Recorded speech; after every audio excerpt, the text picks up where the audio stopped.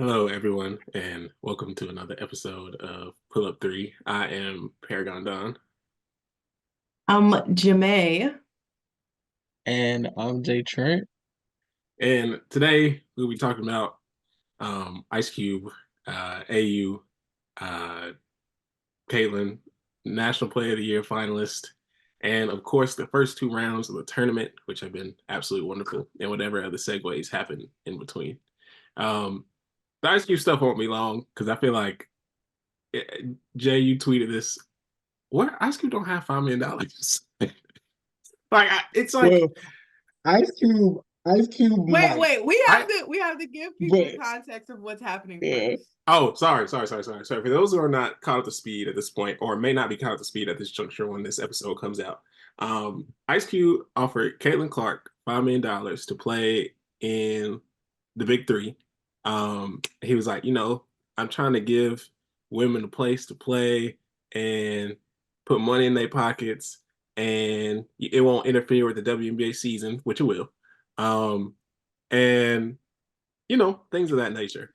And people was like, she should absolutely take it because, she's not gonna see $5 million, and like they only make such and such and such at the league level and all that sort of stuff.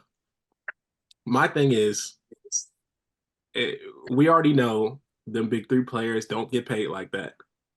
The league almost went under multiple times. That's why he was pleading to the NBA about doing partnerships and stuff and like, oh, y'all don't support black people for such and such and such.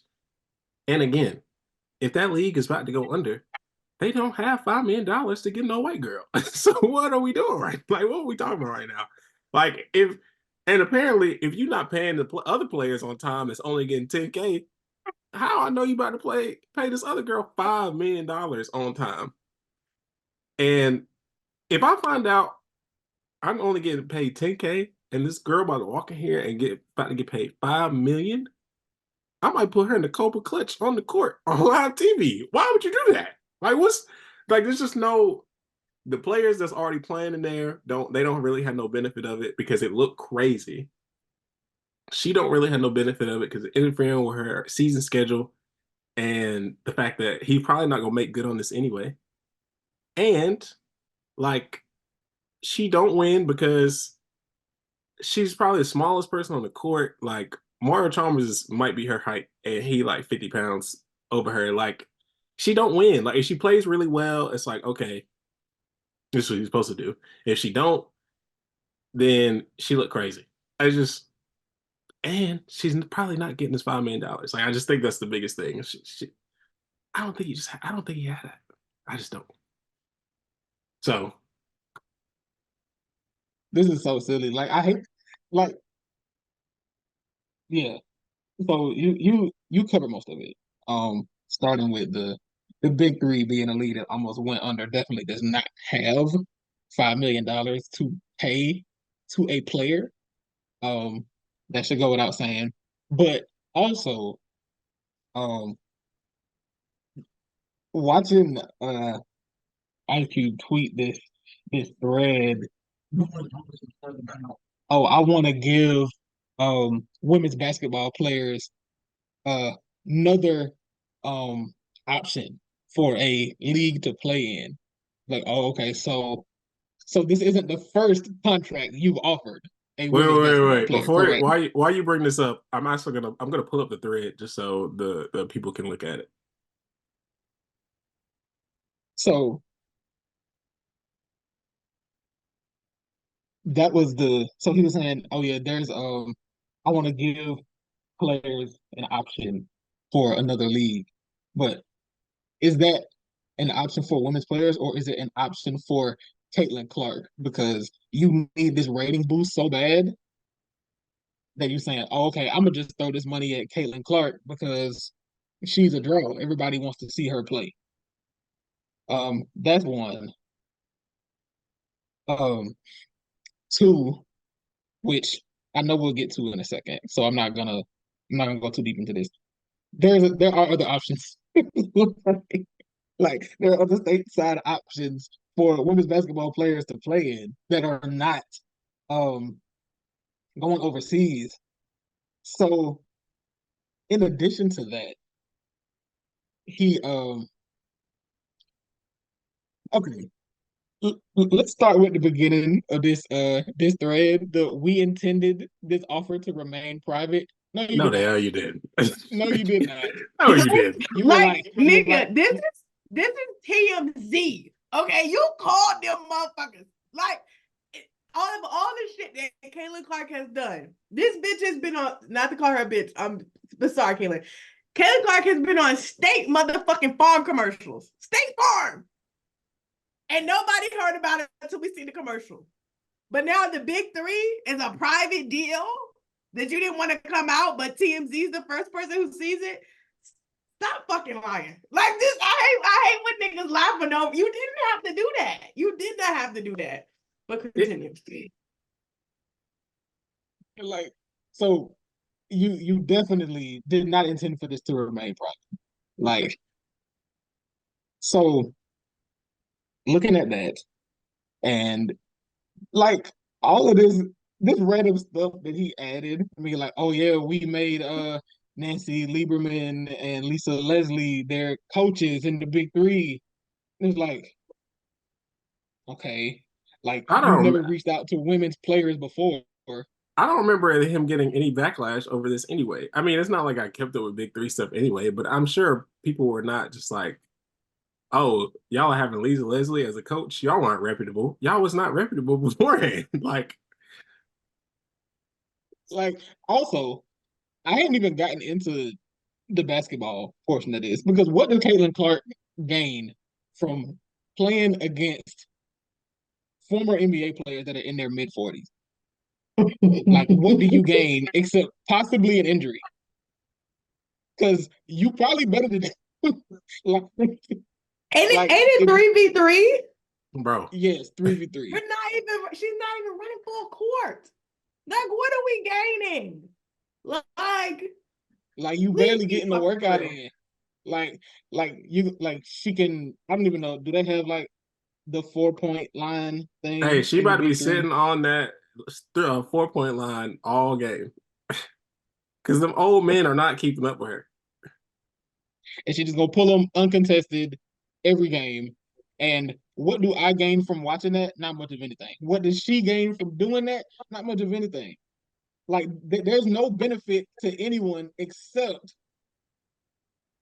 the Big Three hoping that this draw can bring in some more eyes. Also, the random low key xenophobia talking about some American women athletes should not be forced to spend their off seasons playing in often dismal and dubious foreign countries. Like, what's going on? What are we talking about? What are we doing? That's how you know he don't this like you know he's never talked to a woman pro player ever because the girls be like trying to be treating me so nice. We literally just saw fucking Tiffany Hayes retire from the WNBA and was like, actually, I'm gonna go play in China right now. I'm over here doing Pilates with fucking Olivia Nelson Adota. Like, we're having the time of our life right now. Lexi Brown was just on the Gill podcast talking about overseas treats us really well. Like, for the most part, they treat us really well. America is the dubious country. I don't know, I don't know how Mr. American KKK turned into this, but this was my biggest thing. He wanted to be a Hebrew Israelite any other time, but you throwing $5 million at the first white girl you see? What's going on?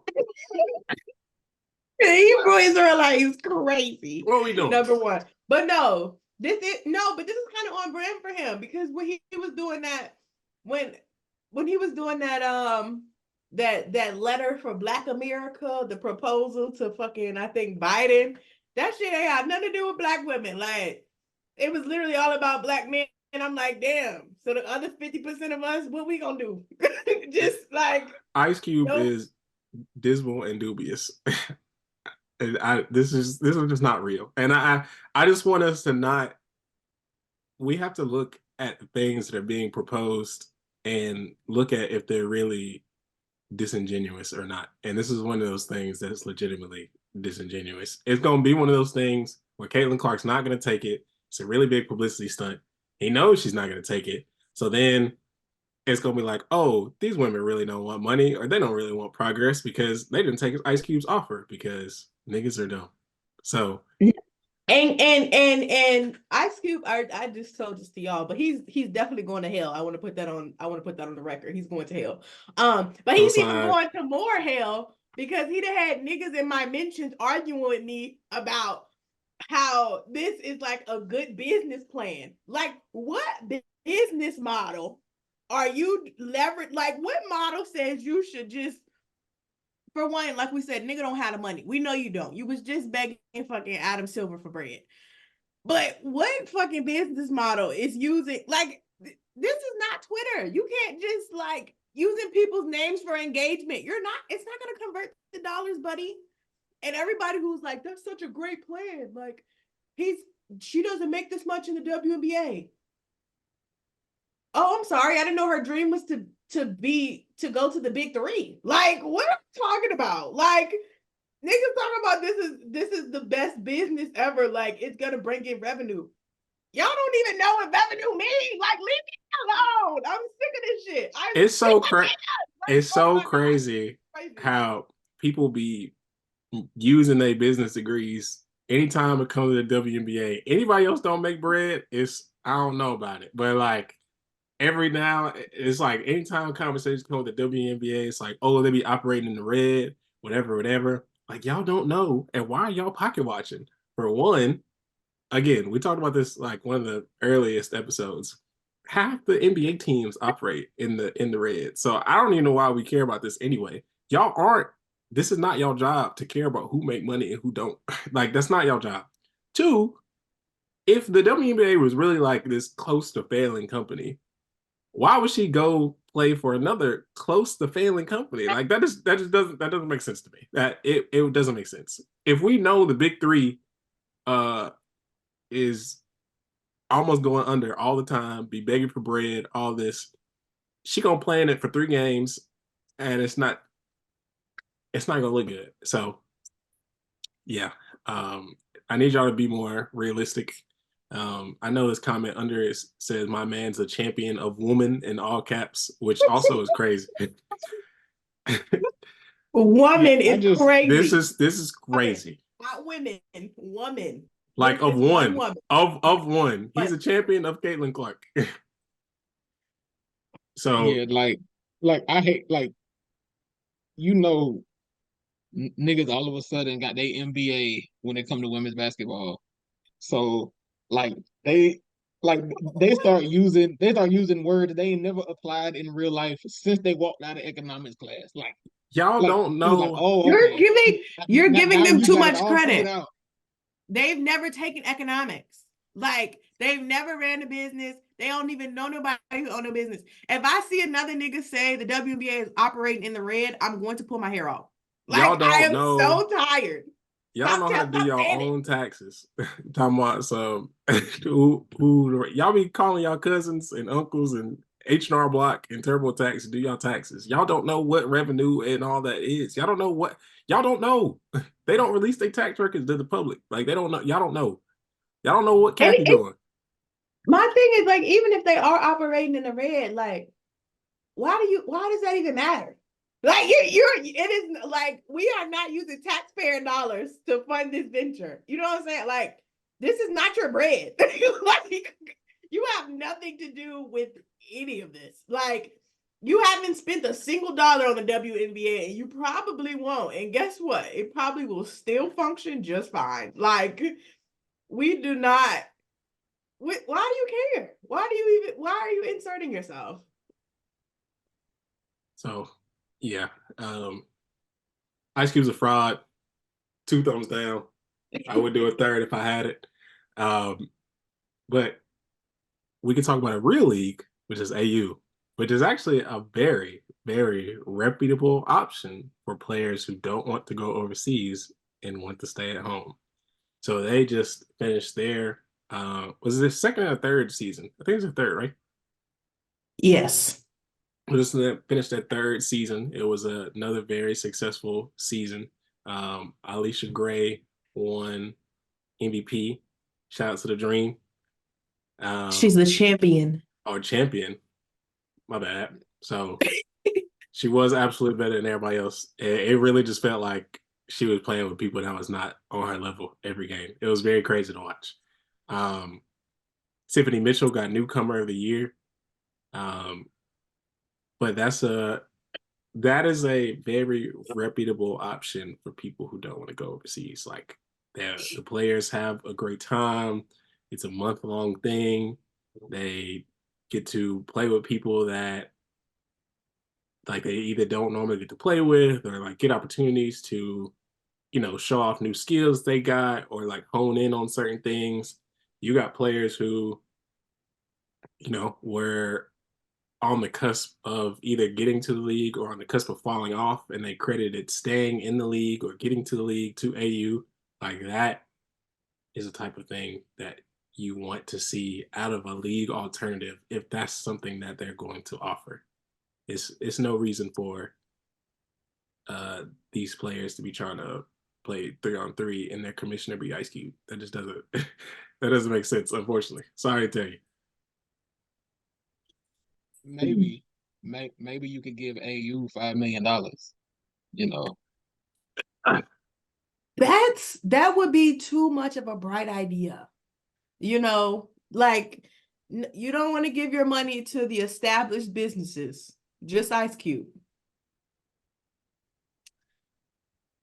I know. This I kind think the AU season was like really fun. I didn't get to watch a lot of the games because of they're all obviously happening during the college season, March Madness, all of that. So, but just looking at like the leaderboard and stuff, like what Leash had like I don't want to just throw out a number, but she had like the I have most that. I can 20-point pull it off. games in like AU history. And then so for her to get number one, like I really hope that like she um 20 or more points in 11 games. That's kind of crazy. There are only what? Is it 12? I'm trying to think because it's what 4 weeks 4 weeks, and three each games a week. week 3 games. So out of 12 games, 11 out of 12 games. That's kind of nuts. That's kind of nuts. Um, so I really do hope she like brings us into the W season. Odyssey Sims getting second place. Um, I feel like in the W season, not Audi, Odyssey isn't like well, I feel like last season when she played for the Wings, she did really, really well when she started to kind of like control the offense. And I feel like her in AU just shows that like she's really a really good basketball mind and like how she's able to like pick teams and like she was winning a lot of games. So um I think this for me solidifies that she definitely should already be signed. I don't know what the Dallas Wings are doing. They keep putting her in graphics, but nobody is showing the contracts. It is confusing the fuck out of me. So hopefully, like whether she ends up with the Wings or somebody else, that she does get a opportunity to play in the W next season. And then KB, I think KB has like grown a lot. I literally didn't expect her to like be top 5. I feel like she kind of came out of nowhere. Like it was Odyssey, Natasha, Leash, Odyssey, Natasha, Leash, and Tiffany for like the first couple of weeks. And then KB came in like the last week and was like, okay, I'm gonna be a captain. And to end your week as 3-0, that's really good. And so hopefully like this will help her confidence as she goes into the new season. And hopefully get her some more playing time. She yeah, deserves I it. think I think what I like about AU, I probably said this before, but like it gives players, especially players that don't get a lot of burn, in the W or players that weren't on a W roster in the past year, it gives them an opportunity to do more on the court. Like they can work on their game, and you can see the fruits of their labor while watching AU games. So like even just going back and watching a highlight here or there, you can see it's like, oh, this pops out. This is something I didn't know that she could do this. So like it gives them an opportunity, and like Jermaine said, it boosts their confidence going into the next season. Yeah, and I know AU doesn't want to be the like we're here to like boost WNBA player status league, but like I think they really do a good job of it. Like is maybe a fortunate outcome for them. Not for them, but for the W, because like even with Lexi Hull, like she started off as a captain. And Lexi is like known as like a defensive player, but I feel like we've seen her offense really grow this AU season, and just like the things we want her to do on the Fever, shoot the damn ball, Lexi. Like, and I feel like she kind of got the opportunity to do that in this league. So it's like, hopefully a lot of these things like carry over. And hopefully a lot of these things carry over. I believe, well, we believe in the Fever on this page. So I think I think that'll help. Our favorite freedom fighter got fourth place. Shout out to Tasha Cloud. Um, this defensive team looks really good, really promising. Sydney Colson is Sydney Colson. Lexi Hull, like Jermaine said, she was always more known defensively. Emily, I think she like led AU in blocks all time, and it was still like 5 games or 6 games left or something. She was really going crazy. Natasha Cloud, and then she showed me here again. Shout out to the dream. Her getting more of an opportunity to showcase herself and do more things, to get more confident and all that stuff. I know that's going to help them as she sees more playing time and grows and whatnot. So that's beautiful. And then Izzy actually got to play, and Izzy had her breakout game, that 40-point performance. And I think she had a game winner or something like that in that same game, or like at least like a dagger 3. And she didn't get to play all last season, and she missed the first 2 weeks of AU or something like that. So being able to take time to get yourself back in game shape, and she got to play with her sister. So being able to take your time and get back into game shape, and come back and play with people you're comfortable with and play in a low stakes environment to get comfortable and do what you got to do. Like that's important. Like it's beautiful. Like I can only imagine coming off of injury and having to play in a organized game, like where wins and losses really, really matter. And you worried, okay, if I mess this up, I might get yanked because they trying to win for real, for real. And so I got to be really like, I just might, and you might end up overthinking everything just because you trying to stay on the court and trying to do the right things, but also you want to feel good about the things you're doing. But with AU, it's like, okay, it's low stakes. Like everybody want to win, of course, but so it's dope to see. I'm very happy for their third year. They always do an amazing job, and I know it's only gonna continue to grow as those things come along. And I also want to, their top 10 leaderboard was Alicia, Odyssey, KB, Tosh, Air Hearn, who is like, she was not in the WNBA last year. So like that was probably surprising to a lot of people. But she was absolutely hooping a lot of the time. So really shout out to her for like showing them up, and then Tiffany Mitchell, obviously we talked about her. Like if offense, like if Connecticut lets her cook, which I think Stephanie White will, like they're gonna be so tough, and it's probably gonna like with Tip Hayes gone, she's like gonna fill in. She's gonna fill in so smoothly. We talked about Inksler. Hopefully Washington like keeps her and like lets her cook. Kalani Brown, I know she's down in Dallas now, but again, the Dallas Wings would be so silly not to have her in Odyssey because they have, like, I know everybody's been talking about the Bluetooth with Odyssey and KB all season, but I swear to you, like, I watched a few games of Odyssey and Kalani playing, and I was like, this is gonna be like they were cooked if they bring this to the W. Like what? Like they're cooked. So hopefully the Wings do the right thing. I don't trust them, but I hope they do the right thing. And then Kelsey Mitchell, I know she missed some time, but to still get top 10, that's really impressive. And then Lexi Brown, who did not play a lick of basketball. I mean, when she started the season out, the W season last year, but she was going through a lot of sicknesses. So for her to be top 10, it ain't you, like she really hooped, and I'm glad to see her back on the floor. Shout out AU.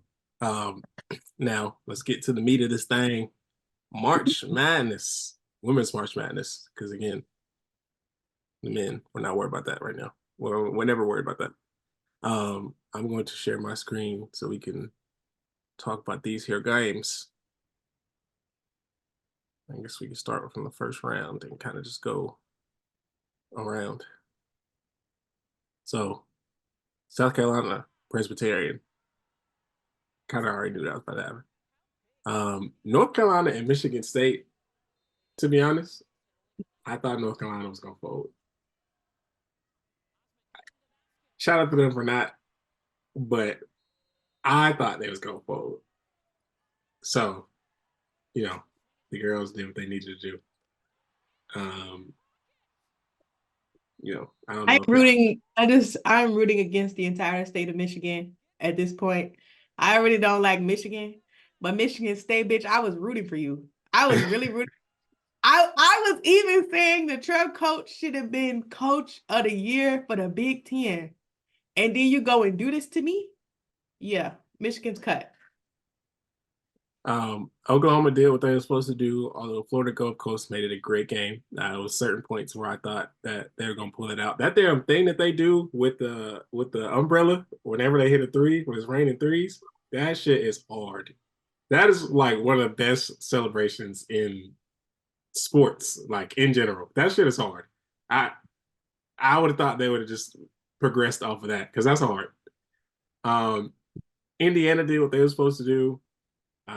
Nebraska did. I do want to say though to that game, I thought Fairfield they had them in the first half, and I was like, okay, Fairfield, we're gonna close this out. And then Indiana was like, actually, bitch, I'm getting serious now. We're getting serious now. But shout out Fairfield though, like they finally made the AP top 10 at the end of the season, and they did have a really good season. They were on like a 24-25 game win streak by that point. So I don't know. Shout out to them though. That's something you build on for real. So there's nothing to really feel bad about. Yeah. Nebraska did what they were supposed to do, although Texas A&M absolutely made it a game. Nebraska wasn't supposed to win, but anyway, we're gonna let them have it. Oregon State did what they were supposed to do. Shout out to Ole Miss. Ole Miss beat Marquette. They handle business. Shout out Coach Yo. You know, we love Coach Yo over here. Notre Dame. We love Hannah Hidalgo over here. That girl had, I think she had 14 assists. I said, that's right, PG. I see you. You know, we love Coach Ivy over here. That is a wonderful program. I don't know when they're gonna stop. I'm kind of like I feel like they're gonna end up playing South Carolina, but we'll get to that. Texas handle business. Alabama handle business. Although I did believe in Florida State. I believed in Florida I believed in Florida believed in State. Florida State. I'm like disappointed in them. I'm not gonna lie. I'm disappointed because especially because they beat Syracuse in the damn tournament. Yeah, Syracuse. Why would you go and beat Coach Jack's team and then show up to play Alabama like that? I'm Mario, what are we doing? They let me down. They let me down. Utah handled business. Shout out to Gonzaga. South Dakota State though. They're Yeah, really solid. that was actually Yeah. that was a better game than the final score leads on. But yeah. South Dakota State, like they play South Carolina this year too. The last couple of years they play South Carolina. Obviously South Carolina, but they usually they really defend. So they really early on they're like playing them pretty tough. But yeah, they're a really solid team. I think they also won their conference tourney. So yeah, shout out to them. Gonzaga handled business. Tennessee handled business. NC State handled business. Also, hold on to the NC State. NCAA, y'all are going to hell for a lot of reasons, and we're probably going to talk about them. But why did they have the damn referee? They had a referee that went to fucking Chattanooga, and they had to like tell her to go home once they found out. How y'all let this lady show up and ref part of the game? And then y'all was like, actually, JK sister, you can't be here, conflict of interest. Nobody knew that before she got here. If you Google Like, her, how did y'all not like? How did that get through this far? Because it was on her resume. There's no way it wasn't. it's the first thing up there. So what did y'all? So what y'all tell? She gonna be all right? Like what? We'll probably get to reffing throughout this because there were some games, but it's just funny how watching NBA, NFL, WNBA, whatever professional league, and you think, damn, these refs are bad. And then you watch college sports and you're like, damn, these refs are bad. Like, it's like, whoa, what's happening, right? Like, what's going on? How did y'all get hired? Because what are we doing about this? So yeah, Jermaine, Iowa State, Matty Crooks, 40 ball. Crooks had 40 points, 12 rebounds, and 2 fucking blocks. And Iowa State was down by like 20. Yes, I think it's the third or second largest comeback in NCAA history. Like that game was crazy, bro. Like, it got to the point.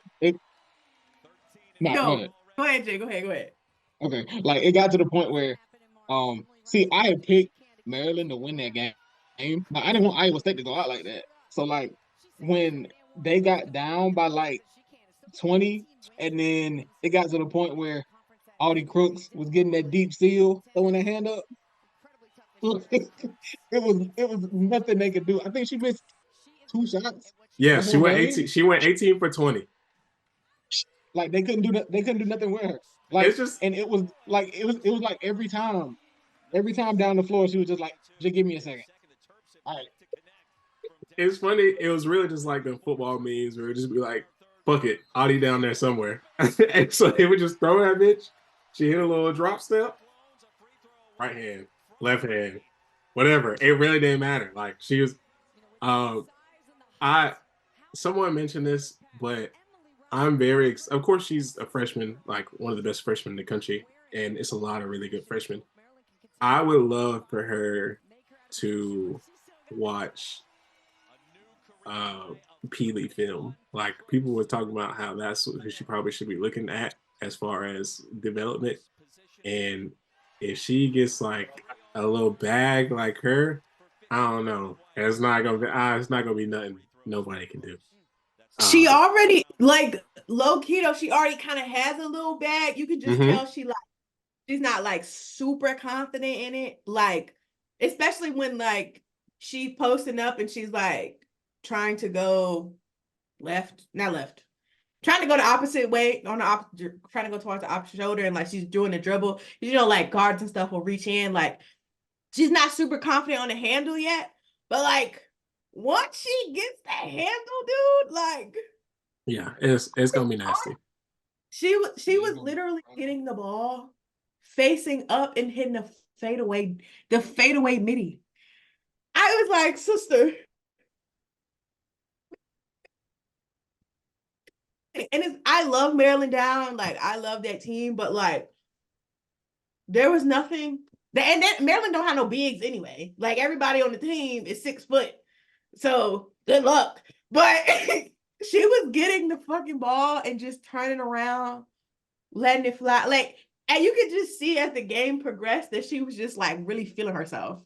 She was like, yup, I'm finna cook these bitches. So I don't know what Bill Finley said in that damn halftime speech, but she came out like, yeah, I'm finna wrap this up. Don't worry. And she cooked them. She absolutely cooked them. And did it with a smile on her face. Like, hey, she was really just like, listen, either we're gonna lose or either we're gonna lose and I'm gonna get my stats or we're gonna win. But I'm good regardless. Like, because there was nothing they could do. Like, it was either she was gonna have 40 and they lose, and they was either gonna have 40 and they win. So I think she was just kind of like, just listen. But I think she really did love the game. So, you know, and again, we'll talk about the game with them and Stanford. Stanford and Norfolk State. Stanford handled business. Ohio State handled business against Maine. Duke handled business against Richmond. Duke is having a very impressive tourney run right now, and we'll get to that. UConn handled business against Jackson State. Syracuse and Arizona was very good. And I have to find this sequence because I texted y'all about this, but it was just so crazy. Arizona had a chance to go up 8. The girl tries to grab the ball on a fast break. She's by herself, and the ball fumbles out of bounds. They could have went up 8. They're like, it really would have put like the dagger in it for real. So they don't score. Arizona's only up by 6. And Deja Fair goes on an 11-0 run by herself, and this wraps. Like, it was really, really crazy to see that they had it. One mistake by Arizona. Deja Fair's a bet. This is so. I don't think people have like given Deja enough credit for like the fact that she is like how like much of a closer she really is. Like that motherfucker will go the whole game, 3 points, ain't hit shit. Been like she's like still obviously a pretty good point guard, but like she'll go the whole game. She had 5 the first 3 quarters, ain't shot the ball, nothing. And then she gets to the 4th quarter and she's like, all right, it's time. Let me be for real. Let me be for real. And then just like hit the deepest 3 you've ever seen. And you're like, damn, bro, you ain't shot the ball in like at least 6 minutes. Like, where did that come from? And now you to put her on she coming off the screen, it's like you're cooked. There's nothing you can do. There's nothing you can do. And it just keeps happening. It's like nobody can do anything about it. So VTech handled business against Marshall. Baylor handled business against Vanderbilt. Kansas handled business against Michigan. USC handled business against Corpus Christi. UCLA handled business against California Baptist. Creighton handled business against UNLV. It's crazy. I low-key had UNLV win this game. I'm not entirely sure why. Me too. I believed in that. And I felt really bad that Creighton was just like, y'all don't really, it's not, y'all not like that. Like it was, so yeah, that kind of hurt me. LSU and Rice. What a game. You know, it's crazy because LSU played terrible basketball. And they absolutely should have lost that game. Like, it's just like the basketball guys gotta love them. Like, they had to cash in the favor at halftime because it's really, they looked awful. They looked bad. bro. I like it was a nightmare game. Like they had like was it 24 turnovers or something like that? Yes. if LSU plays like hell, they played these first two games against UCLA, they are going to get smoked. Like I just, but we'll talk about that. Louisville, you are on my shit list because you were supposed to let the hate fuel you, and you let Haley Van Lith win.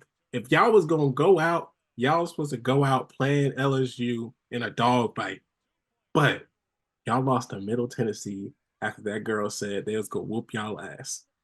I cannot believe y'all did this to me. Y'all did this to America. That was gonna be prime time television, and y'all folded. It was so nasty. So nasty. Can't believe it because Louisville stinks. And I've been telling y'all this all year that they fucking stink. Jeff Walls, L's, 2 L's for you. Because, matter of fact, 2 thumbs down. 2 thumbs down. Because, yeah. Yeah. I, Yeah. I don't know, man. Sometimes, even if your coach stinks, your team stink, whatever, sometimes hate gotta let you hate is supposed to propel you. It's I I don't I I have seen think some them girls bad ain't I it. have seen some bad NBA teams beat some good NBA teams off of pure hatred and Jay, cover your ears. But you remember when the Hawks were blowing out the Rockets and the Hawks started talking shit and they blew that big lead to the Rockets because the Hawks was just doing it like it was the Rockets were just like that. We're gonna win this game off pure hate. They had no business being in that game. I, it's sometimes you just need outside motivation, and I feel like that should have been what that was. So I was very disappointed in with that. Kansas handled business against Portland. Colorado handled business against Drake. West Virginia handled business against Princeton. I low key had Princeton winning this game. I did Uh, not. Again, I'm not entirely sure why. I feel like I believed in them, but West Virginia had a Let me very say, I don't mean that because I think Princeton is ass, by the way. Like I think they have a really solid team. Um, I just felt like I just know that defensively West Virginia is very good. And I just didn't see West Princeton. Virginia has had one of the better defensive, even in the only two games they played, of course, but they had an immaculate defensive display these two games, like absolutely immaculate. I all power to them. They were like prepared. They did what they had to do. They executed on that end very well. I cannot complain about anything that they did as far as defense. Iowa, of course, handled business against Holy Cross. Now to get to the second round, South Carolina absolutely handled business against North Carolina. There was at no point in this game where this was a game. No point at all. This looked like a first round versus a 16th seed or first seed versus 16th seed. It was bad. I think it was like 5 to 20 something at one point, and they never looked back. Everybody on that court on North Carolina side was in hell. It was very nasty. Literally the first quarter was 28-8. Yeah, there was no hope of that. So them girls handled business. Um, Indiana and Oklahoma was pretty damn good. Indiana, Oklahoma was really close. But they did one bad play and Indiana was like, all right, we're gonna go up 6. I don't care. I don't know what y'all thought this was, but we're wrapping this up right now. And you could just like Oklahoma was really like panicking to like get it done. And I was like, I really wanted to believe in you. I also didn't realize that Mackenzie Holmes would be back for Indiana. That's why I thought they was gonna get cooked in the first round. But she was back and fine. So but yeah, Oklahoma just I'm telling you, like basketball IQ really be taking the girls down just so bad. it really be taking the girls down. The coaching, it's like, and part of it is IQ, but part of it is also coaching, because I'd be sitting there like, well, why didn't you call a timeout? Or yelling on the sideline, like, y'all are too calm. The game is too close for you to be just holding up numbers. You need to start screaming some shit, like scream or something, like stand up. I respect the coach who don't have to yell and stuff, but I don't know. Sometimes you gotta let niggas know, like, I am crazy. So y'all go execute what I need y'all to execute. All right, you gotta break a clipboard or something. I don't know. Now, Oregon State handled business against Nebraska. I did not watch this game personally. Would anyone like to give their rundown of this? I'm trying to remember if I watched it. I think I did. I watched the last. Nebraska deserved to lose. But I think too they kind of had let me look at the stats real quick.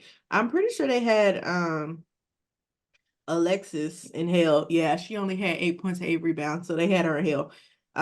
She shot 4 for 17, which again, we always talk about, numbers aren't everything, but that's probably the worst game she's ever played. So yeah, it's not the time to be shooting 4 for 17. Yeah. Ole Miss and Notre Dame. I wish that I feel like Ole Miss needs I just feel like they just need a consistent score. Like, I don't know. I feel like this could have been a really good game. Now, again, Anna Hidalgo is absolutely amazing, and she kept her foot on my neck the whole time. Yeah, I feel like this could have been better. I'm not mad at Ole Miss for this, but this could have been better. Mad at them because I had them upsetting Notre Dame.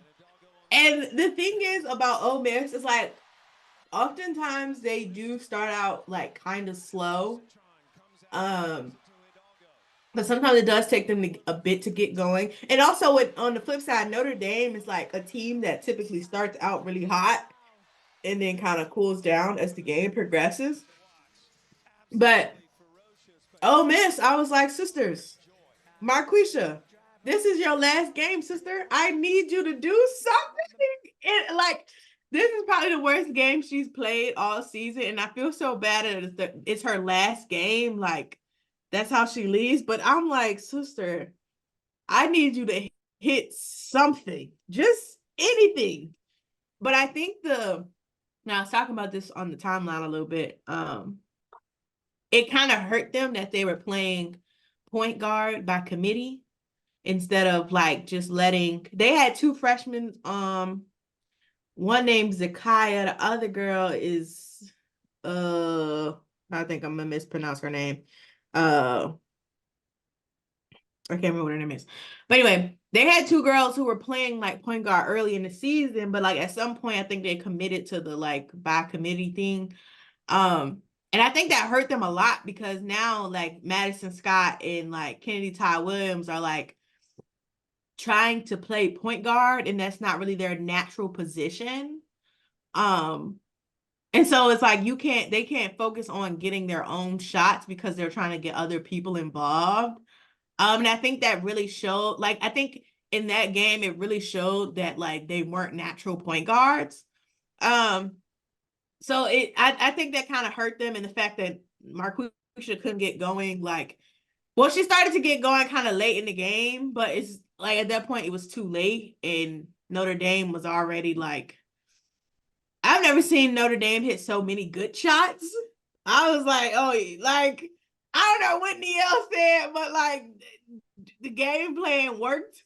And so shout out to them. Like, they looked great the entire game, which again is like, I kind of expect them to drop off a little bit in the second half. Like, they usually playing tough defense and stuff, but offensively they don't always look great. But they kept it going the whole game, and so I was like, wow, proud of them seriously for like pulling that out, because I really really thought it would be more competitive and that Ole Miss would have done a little bit more. But yeah, I think them not having a point guard actually hurt them the most in this game. Especially too, because I feel like Notre Dame kind of locked in on defense a little bit. And Ole Miss too, like they did not lock in on defense. I don't know what they were doing. Like they were just usually they can get some steals, some traps, get some steals and all that kind of stuff, but they were like, all right. They look kind of tired. It's like, Yeah, well, I'm tired. and that's what I was like. I was texting y'all about like when as we know, Ole Miss is a wonderful defensive team. Like that's one of the teams in the tournament who really hangs their hat on that. Like they play wonderful transition defense and wonderful like half court defense, whatever. But like when you're missing shots, turning the ball over, all this other stuff, and you always have to run with somebody. Like as soon as you miss a shot, you running this like y'all running to pick up somebody, or y'all turn the ball over and somebody's trying to run to pick up somebody. Like oh, and y'all trying to communicate with that. Like that is tiring. That is a lot to keep up with for a 40-minute game when you can't get consistent buckets, so you can get in a half court defense instead of having to run with somebody most of the time. So it's funny that them not having a consistent offensive threat or a mediocre offensive game hurt them defensively because they just always they were always playing catch up on that end. Or it seemed most of the game they were playing catch up on that end. But you know, I really don't think Ole Miss needs much to be an upper echelon team in this. I just don't know where they're gonna get it. So Notre Dame shot 50% from the field in that game, and 44% from three. Yeah. Also, like, sometimes you just get outshot. They were just and they don't take a lot of threes, but like they were very selective with their shots the whole game, and they were able to stay efficient. And usually Ole Miss is a pretty tough defense, but they were kind of lacking in this game. So Notre Dame was just built to take advantage of that. yeah, shoot, that was crazy. That's crazy. Texas handled business against Alabama. And Madison Booker does that in front of Kevin Durant, mind you. Like, girl, you did not have to do all that. Her and I think Aaliyah Moore, both of them had a 20-piece. Like, I didn't have to do that. Yeah, they both. Hey, listen, the whole showed up, so she showed out. I respect it. KD was the host today, so she did what she had to do. She has played absolutely amazing so far. This Gonzaga game should be really good. And then speaking of Gonzaga, Peely, you will be remembered. I swear to God, you will. I think she had like 35, 7 and something. Like, I don't know. She held it down. Her teammates did not. But she did what she was supposed to do. No, but hold on. Why am I not seeing it? Oh, I'm thinking. She had 35, 7, and 1. And 12 she was 4 for 7 from the 3-point line. Like she had 1 assist. Yeah. Oh, she had 1 too many. See, that's the issue. That was supposed to be 35, 7, and 0. I think when Audi had 40-piece, she ain't had no assists either because she knew. I think she had 40, 12, and 0 assists because that was supposed to be real ball. But yeah, Gonzaga did what they had to do because I mean it was basically just like if Peely Cook and the rest of them don't, it is what it is, and they executed perfectly. So yeah, I gotta shout out my girl Yvonne, 17 and 13, but also she had a game. The guards, like the twins, where one was 4 for 7 from 3 and the other was 3 for 5. Like, if they play like that against Texas might be cooked.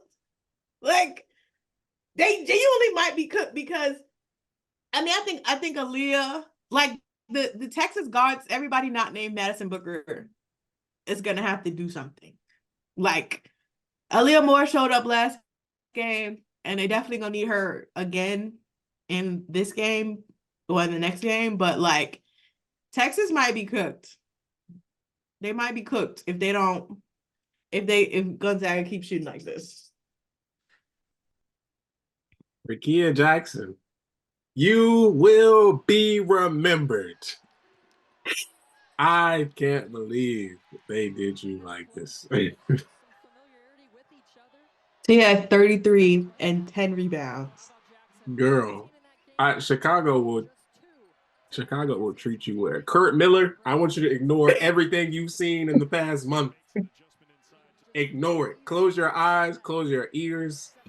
I don't need nobody snitching. Don't tell that man nothing. He needs to leave her alone. Chicago will treat you well. Dana Evans will treat you well. Kennedy Carter will treat you well. Oh Izzy my will God, treat you well. Jackson. Izzy will treat you well. That's gonna be it don't have to be like this no more. I'm so sorry that this happened. I'm so sorry, bro. You know what though? It's another fucking instance. I hate to call out people's names, so I'm not gonna call a girl name. But this is another fucking instance of bitches trying to be the hero. You are the hero. Okay. Rickea Jackson is the fucking hero, guys. Like, I don't understand what we be doing. What we be doing? And Kelly, what is the play? What's the play? Y'all only lost by 7. And the play that killed me was when the girl took the 3 when fucking Sanaya was literally in her face. I said, sister. Oh my Lord. Why did you do that? That was she like pumps fakes, and then she's like, oh, actually, I'm gonna take a shot. She is literally a step closer to you. What in your mind said, yeah, I can get this over her?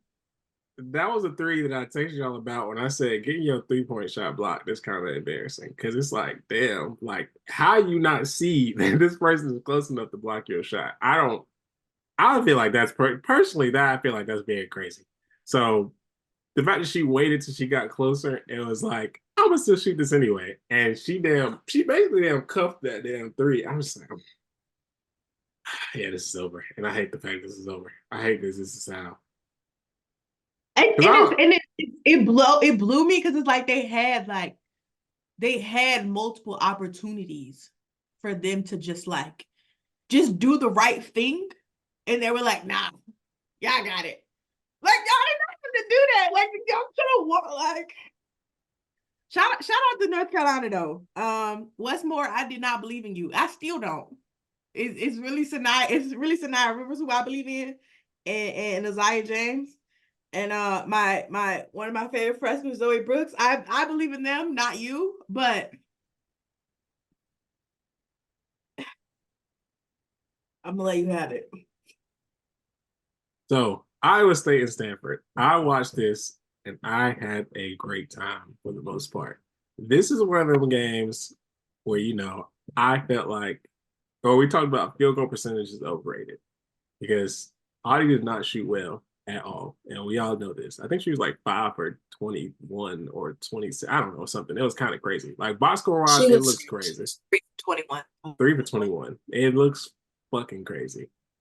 But the fact that she was so willing to keep shooting and they knew that she was a threat to score regardless of whether she hit 3 shots or not, I do think it opened up things for other people to thrive in some way. Like I'm sure she wished she'd have made 1 or 2 more shots, especially that attempt at the game winner. And that would have just changed the whole dynamic of the game. But they still had a chance to win in spite of her. Emily Ryan put on a masterclass. That it was beautiful. But Kiki Brink tried. Oh my goodness. That was her last game at Stanford and she stunk it up. That was going to be a terrible way to be remembered if she would have lost this game. And she tried her damnedest to lose that game. Listen, Kiki, Kiki Iriafen, 41-16. Bro, and somebody made a comparison that she looked like Asia, and she did. Like it was really just the face up pull, the drop swipe through pull, the she swipe through drop. Like she even did the split that Asia did in that one game where everybody thought she broke her leg. Kiki did that in the game, and I was like, "Oh my god, this is really Asia Wilson." she did No, her thing. Oh my, because oh my dear heavens, bro, that was crazy. I couldn't eat. That was one of the things that you tip your hat. Like the game went overtime and everything. And she said, "Cam Brink fouled out in the fourth quarter." So she ain't been on this court in over like 10 minutes. I got it. I will handle business. she like honestly, she like really willed Stanford. I mean, like I know Dimitri had a big shot down the line, but like Kiki willed them to that win. And you know, love Kiki down. Stanford, I mean not Stanford, Iowa State, they did get some bogus calls. They did get some bogus calls. So that's where the bad officiating, it didn't start there, but it seeped over into that game because I was like, that's not a travel and that's not a foul. But the way Cam Brink was fouling in that game and the amount of people being like, that's not a foul. I'm like, this girl is literally fucking hugging Audi from the back. Like, I'm sorry that Audi is a big body. I get it. My sister is like all body, okay? And Cameron Brink, you are a toothpick. We get it. But you cannot do that to her. You cannot put your fucking hands on her head. You can't like try to snatch the ball from her. Like, you can't do any of that. And Yeah. she got 3 fouls. She sat down. Literally, as soon as I think Kiki got her 4th foul, or maybe her 3rd foul, and Tar sat her down and put Cam back in, she literally got in the game and he fouled immediately and was sent right back to the bench. I said, girl, can you just think for 1 minute? Stop fucking hitting her. Like, what are you doing? She was really on 10 trying to be the hero, and it was not working. I don't think people realize, like, okay, verticality, yes, you can have your hands up and be in position or whatever, and it's not a foul. But you can't do this. This is gonna get you a call every time. And as soon as you swipe down, a ref is calling that. I'm sorry to tell you. And that is the main thing she was doing. And people was like, I can't believe they called that. Like, they don't call that every time. It's not. She like you not even starting up here. She was dead ass starting here. Like, sister, you already fouled the lady before she even got the ball. Like, you're lucky that you're still here. Like, you're lucky. Because they really should have threw your ass out. If Audi wasn't big body or Brink was bigger, they would have called that soon. They would have called a lot of those fouls sooner. But because Audi can handle that, it was like they was waiting a little longer. So yeah. But Iowa State, youngins out of Iowa State, they have nothing to hang their hat on. Audie was smiling the whole time because, like, she know, like, she handled. I mean, they didn't win, but she handled business the tournament. They had a wonderful season. They shouldn't do nothing but get better. I think they started like 5. They played like 5 freshmen that game or something like that. Yeah, I think they're starting fresh. Or us. I think their whole starting 5. Well, no, it's 4 of them. But Emily Ryan is So different. they should be. Everybody should be scared. State is just like. I honestly this was a bad game for Audie, but this is where I really started to appreciate her game because like she literally was getting the ball and just like taking her time. Like Kiki and the Stanford was really trying to press her.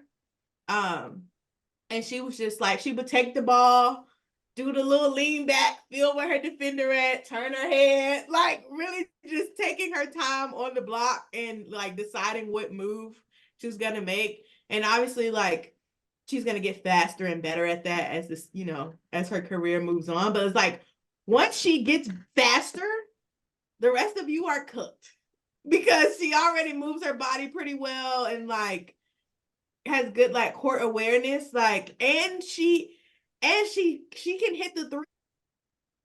Like, she really is gonna be Alyssa Peely 2.0, and all of you are cooked because the rest of her team is gonna be good too. So yeah, everyone else. it's about to get nasty. It's about to be the Audi Crooks show over here. So we'll see. Um, Jay, would you like to speak on Ohio State and Duke?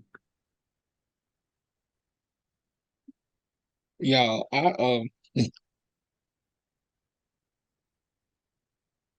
I took like I was in the car listening to this game, Oh, you was really and I dedicated. could like I just I could not believe it. Like let me start by Duke was incredible. They played great defense. They did a great job of denying JC Sheldon and Celeste Taylor, like making them putting two to the ball, making them have to pass out. Um, it was really Cody McMahon or nothing offensively for Ohio State, and um, Reagan Richardson was spectacular. 28 and 7, shooting like she shot 11 for 18. Like, what can you do with it? Like going back and watching some of those possessions, like it wasn't even bad defense by Ohio State. She was just she was like, they not finna send me home. She had that kind of performance. But yeah. Um Taylor Theory, 2 for 5. JC Sheldon 5 for 13. Celeste Taylor 3 for 10. And Celeste fouled out. And she fouled out. And she fouled. Actually, Taylor Theory fouled out too. So uh Cody and JC were the only starters that were still in the game. By the time it was over, the other three starters fouled out. But yeah. Uh Obviously, my Buckeyes did what I hoped they would not do. And I don't know, go get them next year. I have to I have to stay committed to the bit because I've been here too long. Like I planted my flag here, so I have to continue to rock with it. But this is embarrassing, okay? Like this this don't feel good for me. Listen, I respect sticking to the big. Sometimes you gotta stick to it. Cause then as soon as you try to leave, they gonna pull through and it's gonna be like, damn, I could have stuck through this and seen this, and now I can't really appreciate this like I want to. So I get it. The funniest thing about the win, well, the funniest thing to me is like Reagan Richardson was like playing as if she was almost shocked that she was good at basketball. Like, like she was hitting shots and like just like oh my god, like yeah, I got that one. Like sister, yeah, she was shot 11 for 18. Did you not know you had to send you or like was did you not? I mean, what's going on? But yeah, she absolutely put on um a master class. And like I think one of my biggest icks with Duke is that oftentimes when it gets to the end of the game, their age starts to show and they just start to do stupid shit. But Reagan Richardson was like, we're not doing that today. And I mean, obviously it hurt Ohio State, but like I was like, wow, y'all actually like look like y'all grown to this moment. Like everything you've been through this season, like you actually learned something. And so I thought that was a really good performance by them. I am curious, like now looking at Ohio State's the list. Y'all have she just went into the portal today. her last name is Shoemate. I can't remember what her first name is. But like I've seen some games this season where she's like played and she's like hit some timely shots for y'all. And so I was sometimes too be thinking about the coaching rotation. And I'll talk a little bit about this when we get to Colorado, but it's like it seems like coaches are just putting in people who they think is supposed to win the game. And it's like sometimes when you down, you just gotta try some shit. Like you already losing, just they Yeah, go. no, we got She to, already figured it we out, got to you know? have our best five, and it's just like it is okay. It is okay to make vibe decisions.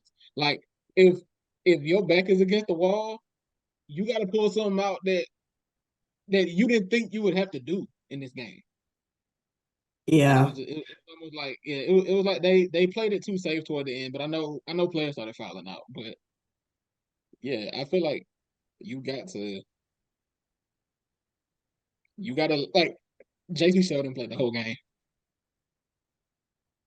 So yeah, you got to Becky Hammond played Kayla George when it mattered most. Sometimes you just gotta and be like, everybody was like, oh, that's gonna be the reason they lose. and it was the And reason it they was the won. reason they won. It was the reason they won. Sometimes you just gotta do shit. Just like, they'll never fucking expect this. How you gonna expect something if I didn't expect I didn't know I was gonna do this shit before today. So how you know? No. Yeah. My apologies for Ohio State doing this to you yet again in the past month. Um, but we'll see Nasty how work. we'll try again next year.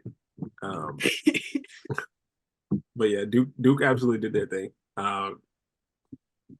Shock, Kira.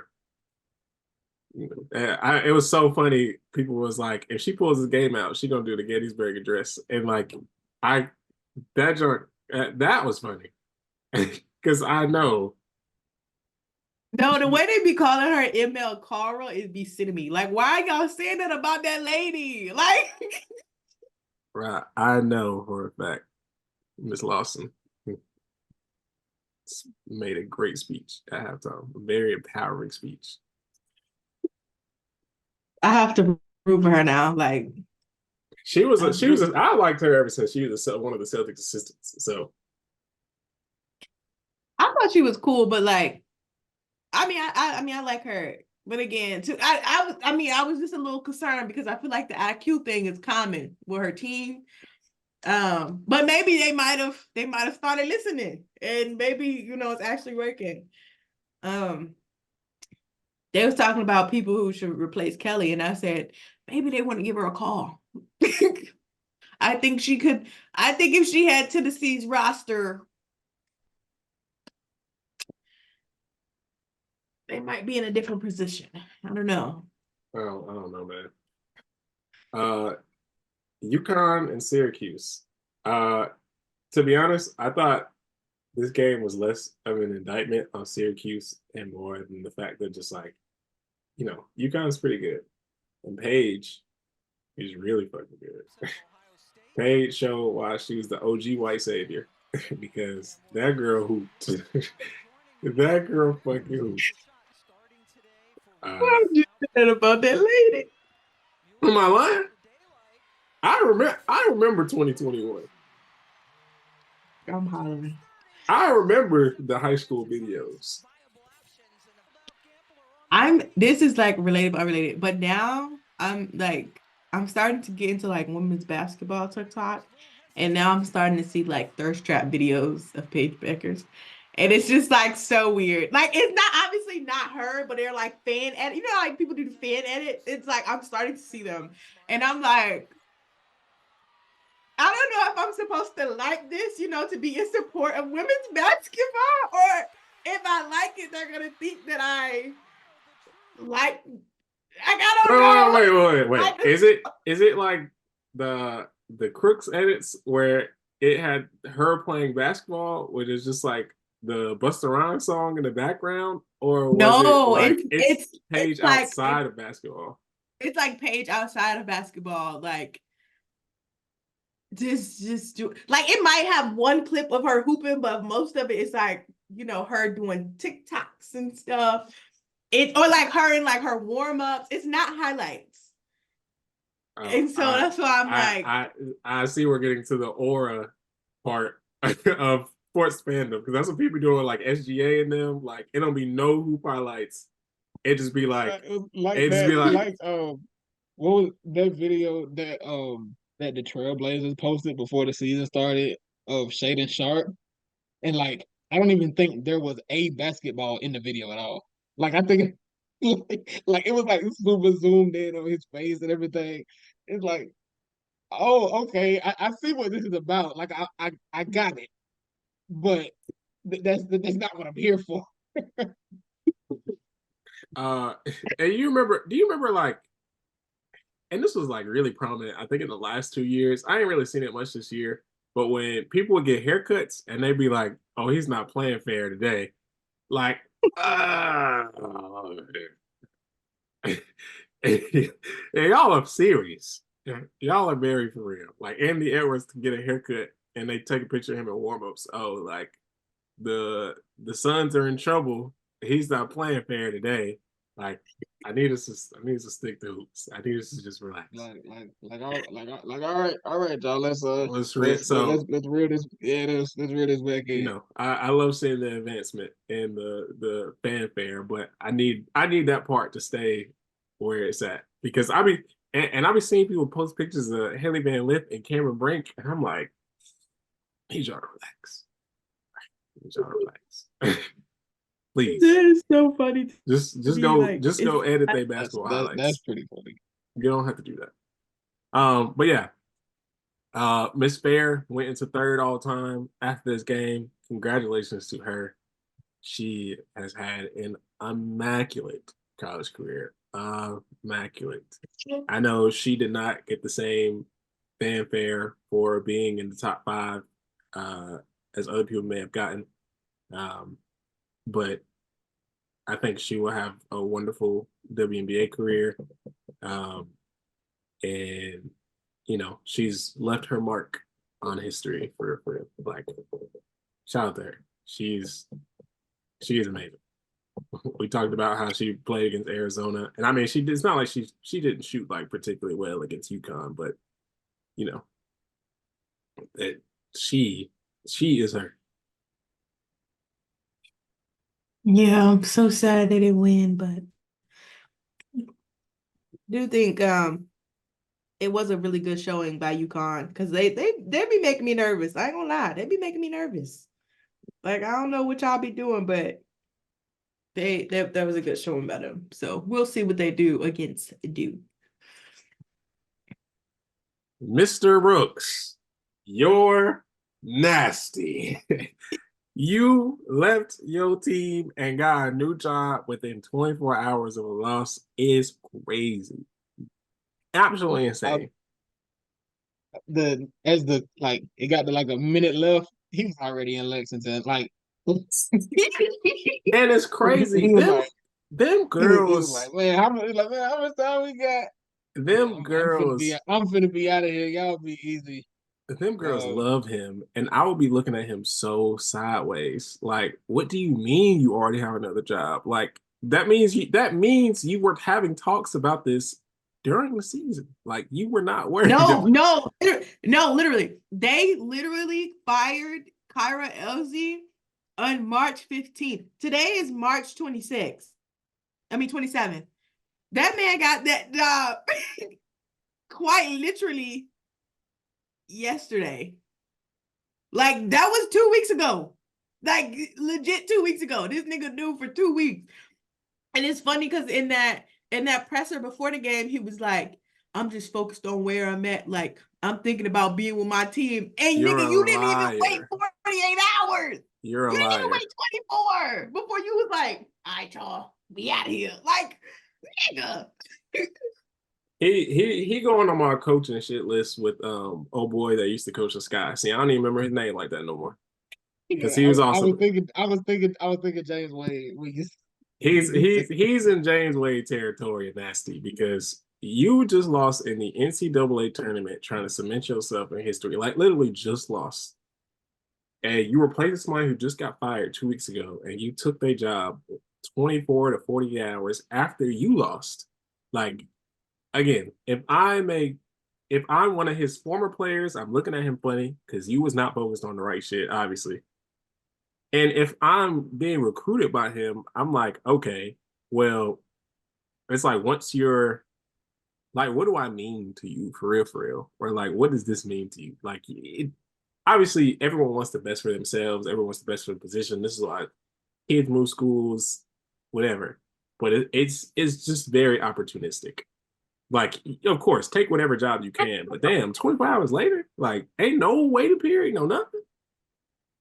Yeah, the just not waiting part was kind of that. It's like we already knew you was going, but damn, like give us the illusion that you're gonna stay. You know what I'm saying? Like wait till the end of wait till after Kitley decide whether she gonna graduate or come back. You know what I'm saying? Like let your players make some announcement into the portal You can't and wait till then you can't wait till after the NCAA tournament.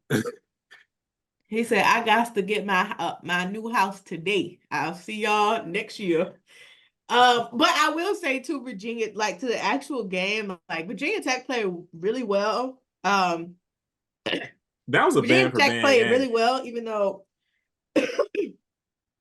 Georgia Amore, or what I guess to realize the last two games is like, I think Coach Brooks probably was kind of clocked out after Kitley was gone because he was like, Kitley and Amore are my bread and butter. But to see like Matilda Eck like step up, and really fill in Kitley's shoes, not on in the position, but just like in terms of point production.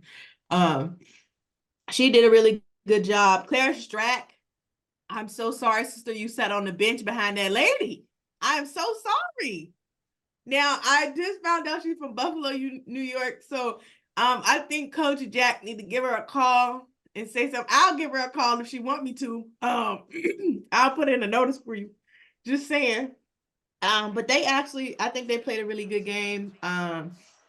But Baylor, I'm really more surprised by. And shout out to Jada Walker, the 804 Richmond, Virginia legend for literally anytime Virginia Tech did anything, she said, hold on, I got you.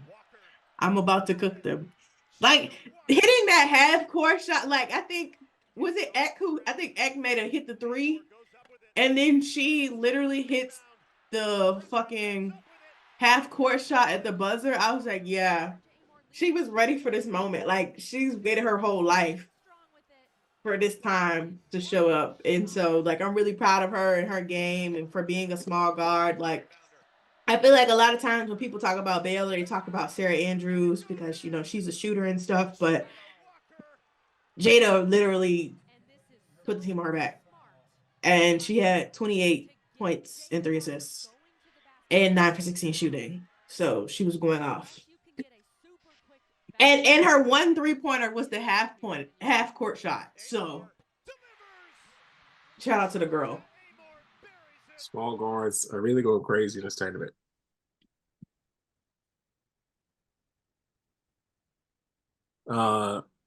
USC handled business against Kansas. I don't really know if I have any like. Oh, go ahead, Jermaine. No. I was just gonna say, shout out to Maya Nichols, another amazing freshman. She got to showcase her skills on the big stage against Juju. She had 22 points. And Tiana Jackson, she's a senior, but she had 10 and 18, and so 10, 18, and 5. I knew I knew USC was gonna beat them, but I feel like they put up a really good showing, and they did have me scared a little bit because I was like, "Ooh, this is a little too close." I didn't think USC was gonna blow them out, but like I was like, it's getting a little close. Like USC, what are y'all about to do? But yeah, no, shout out to them for hooping and making it a really good game.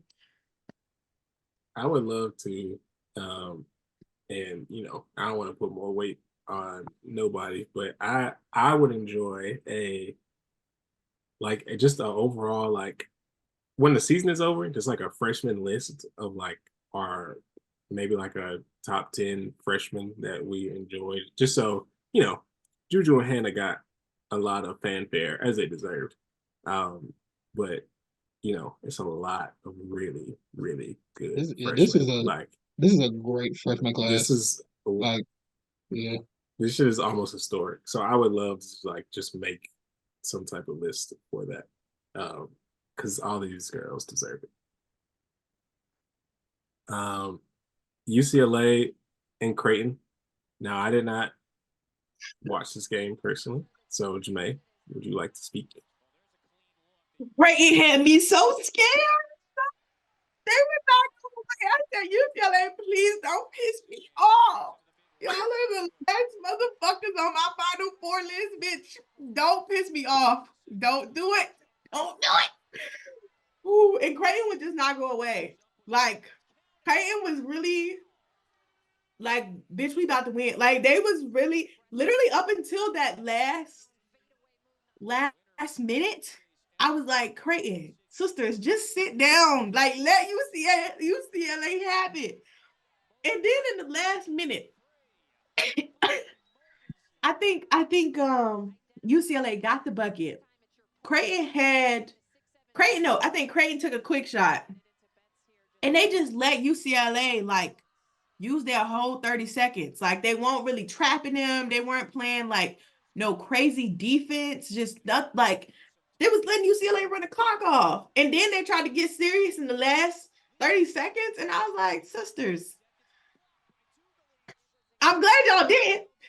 But also, like, why didn't y'all? I don't know. And two UCLA, like, I don't know again why motherfuckers be trying to be superhero. Get Lauren, that's the damn ball. Like,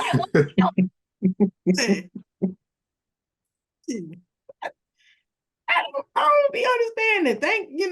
Thank God Creighton folded in the last minute. But Corey Close, I'm starting to side eye you. I'm really starting to side eye you because you stressing me out unnecessarily.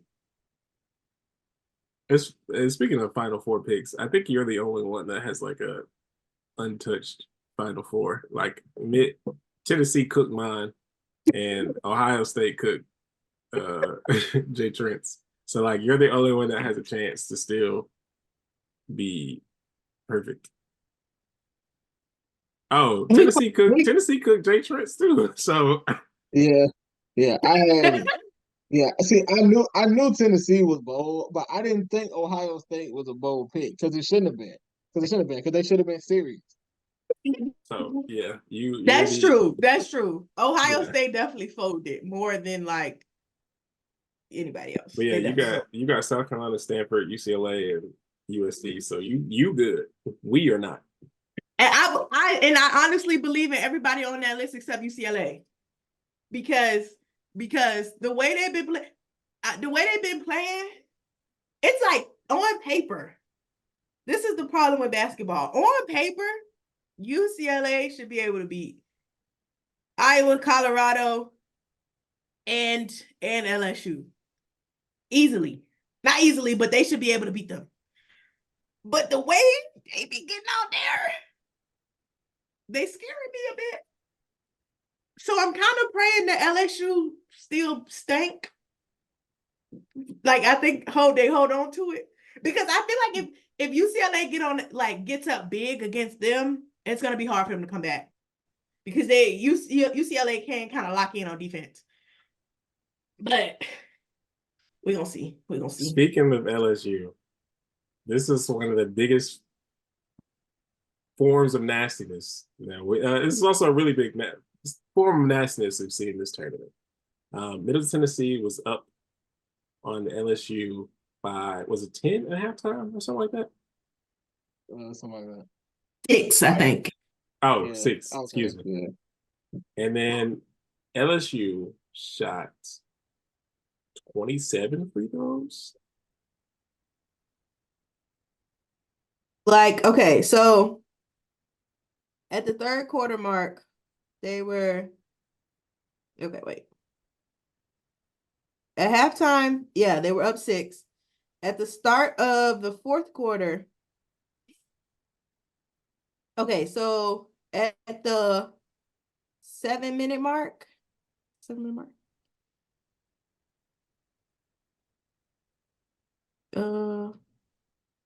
Sorry, I can't get this thing. So at like the 5-minute mark, they were tied 40 points. They were tied at 40 points at 6 minutes in the third quarter. At the start of the fourth quarter, LSU was up 10. And I want to say in that last, obviously the thing blew up at that point. Like the score started to get way too big. But Middle Tennessee had 3 people foul out in that last 10 minutes. 3 people, like they already had 3 or 4 fouls, okay. But to 3 different people to foul out in a game, it got nasty so quick. So like, and at that point, LSU just started to pretty much capitalize on it because it's like the one girl that was like keeping Angel in check, like once they found her out, it was kind of like, all right, this ship is definitely going downhill. Yeah, LSU shot 37 free throws to Middle Tennessee's 9. So, I understand people play differently and game plans change and all this other stuff, but like that watching that was very crazy. And it just wasn't, I don't know. That's an extremely big free throw discrepancy that a lot of times I don't think you can. Yeah, that's just, and yeah. I think the problem too is that like a lot of people are gonna look and be like, okay, well, Middle Tennessee like shot a bunch of threes, and it's like, yeah, but LSU started to get calls they weren't getting in the first half. Like, I don't think anything changed about Middle Tennessee's defense like at all in the second half. But but it was getting close, and then soon, like the girl Angel would literally, miss her, do her normal, like throw the ball up, try to get a rebound, whatever.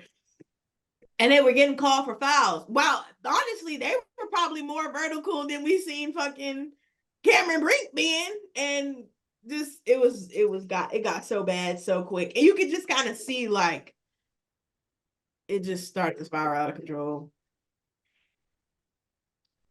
So yeah, if these calls are the way they are against UCLA, I'm praying for them. I know Iowa versus LSU or a championship rematch is very enticing, but I need these refs to be for real. This can't be the way this goes. I will say, I think, I mean, Middle Tennessee's downfall is that they legit don't have a bench. I mean, they do, but like they're in the same boat as LSU, where it's like our starters play all of our minutes, and so they put in their bench, and it's like they're not bad, but they can't do what their starters do. And I think UCLA is not like that. Like they got some people on the bench that they can put in that can kind of like hold their own, and they've played some good minutes. So we'll see. We'll see. Colorado versus Kansas State. Colorado held it down. This is not a game I got to watch, so I don't know if either one of y'all got to watch or would like to enlighten me. Yeah, I know Jamae said she wanted to talk about coaching.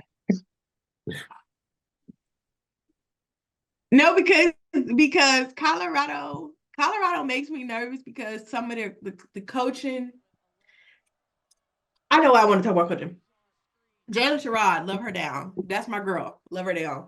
But the coach said in the press conference that Jalen Sherrod knew that she wasn't playing that well. So she told the coach to put in, I think her name is Tamaya.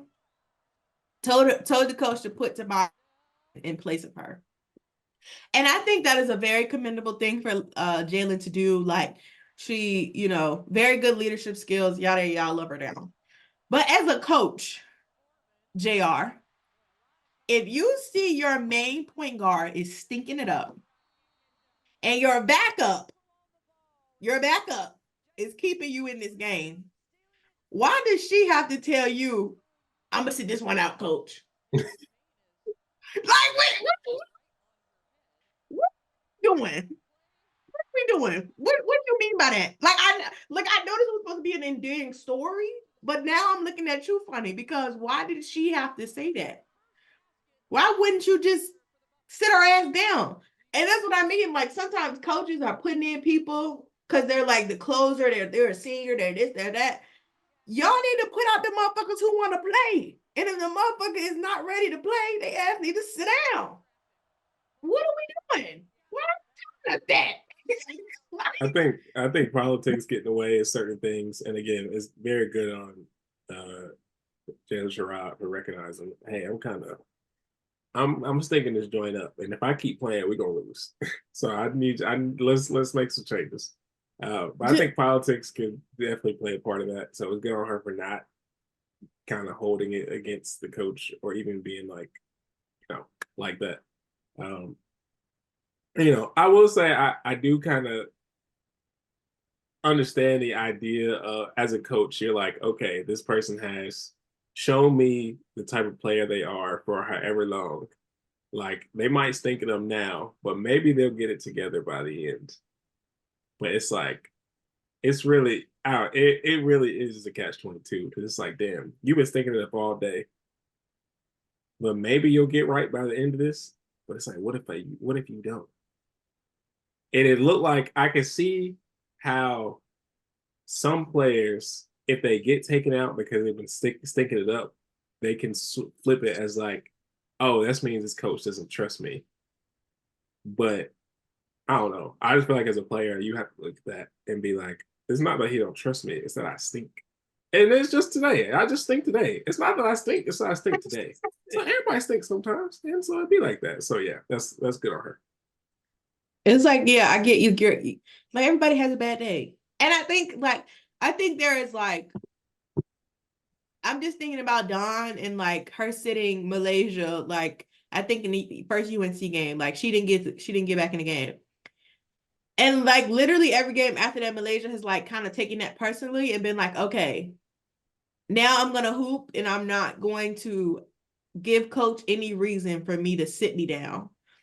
And like as a coach, you have to be the one to like notice that. Like, okay, she in here stinking it up in the first 5 minutes. Maybe we need to give her a breather. Maybe she got something on her mind. Maybe we need to like put somebody else in and like to do something different. And I think Colorado is not lucky because I did think this game would be like close. But they're kind of lucky that Kansas State stank it up. Like they're kind of lucky because I don't know what they be doing either with a Yoka Lee. Like, I mean, I know my sister be fouling sometimes, but she had 10 points and 11 rebounds and shooting 5 for 9. And I feel like that's a pretty common stat line for her. So it's like, what were y'all doing? What were y'all doing? And I know Serena is like the girl, and she actually had a really good game. But anyway, it's just, I don't know. Sometimes I'm like, coaches, what are we doing? Like you're supposed to be the one guiding them through this. Like, obviously you can't make the plays for them, but you should be putting your players in the best position possible. And sometimes I don't know if they do that. And this is why you mentioned Dawn, and this is why we hold Dawn so highly because she will sit anybody for anything. I don't care if you've been playing with me since your freshman year and you average 30. Nigga, if you stinking today, you're going to be sitting next to me and we'll talk about it and we'll reconvene because you fucking tripping and you messing with the shit I got going on. So I need you to relax. Like, it's just how it's got to go. And I can't do nothing but respect her for that. But that's the trust that she's built with her players. And like, that's the way that she's built her teams. Like yes, the best players are going to start. The best players are probably going to the best players are going to start or whatnot. But as this game goes on, and I'm gonna put people in based on you know, how I feel like who's better than who or whatnot, or who I feel like my best players are. But as this game goes on, and one of y'all starts thinking, or these girls start thinking, and I need these subs, and these subs start playing better than the starters, them starters might not come back in again. And it's just how the game goes. Like it's not about she's the epitome of it's not about who starts, it's who closes. She will always put the best people on the court based on that game in the game. And I can't do nothing but respect that. And then last but not least, we have Iowa and West Virginia. I will say the free throw discrepancy in this game was very crazy. Now, I do not think it was as bad as LSU and Middle Tennessee, particularly because West Virginia shoots a lot of threes. And I just don't think that's their game plan of that's just not the game plan of getting fouls. Like they shoot a lot of threes, they don't drive like that, whatever. And they're a very aggressive defensive team. Now, it did seem like there were calls made against them that probably were not called against them earlier in the game, or it just things that I don't know. But I'm not really as mad as the free throw discrepancy on this one compared to he's not, but I am. Fucking Iowa 16 fucking free throws in the final 5 minutes of the damn game. And they won that 10. 10. Said it, not me. They did not hit a single field goal in the final 5 minutes. That to me is egregious. Like, you literally won the game because you got to the free throw line. And it's not even like you got to the free throw line and you was driving to the basket. You fucking West Virginia was in the bonus. Like, Iowa was in the bonus.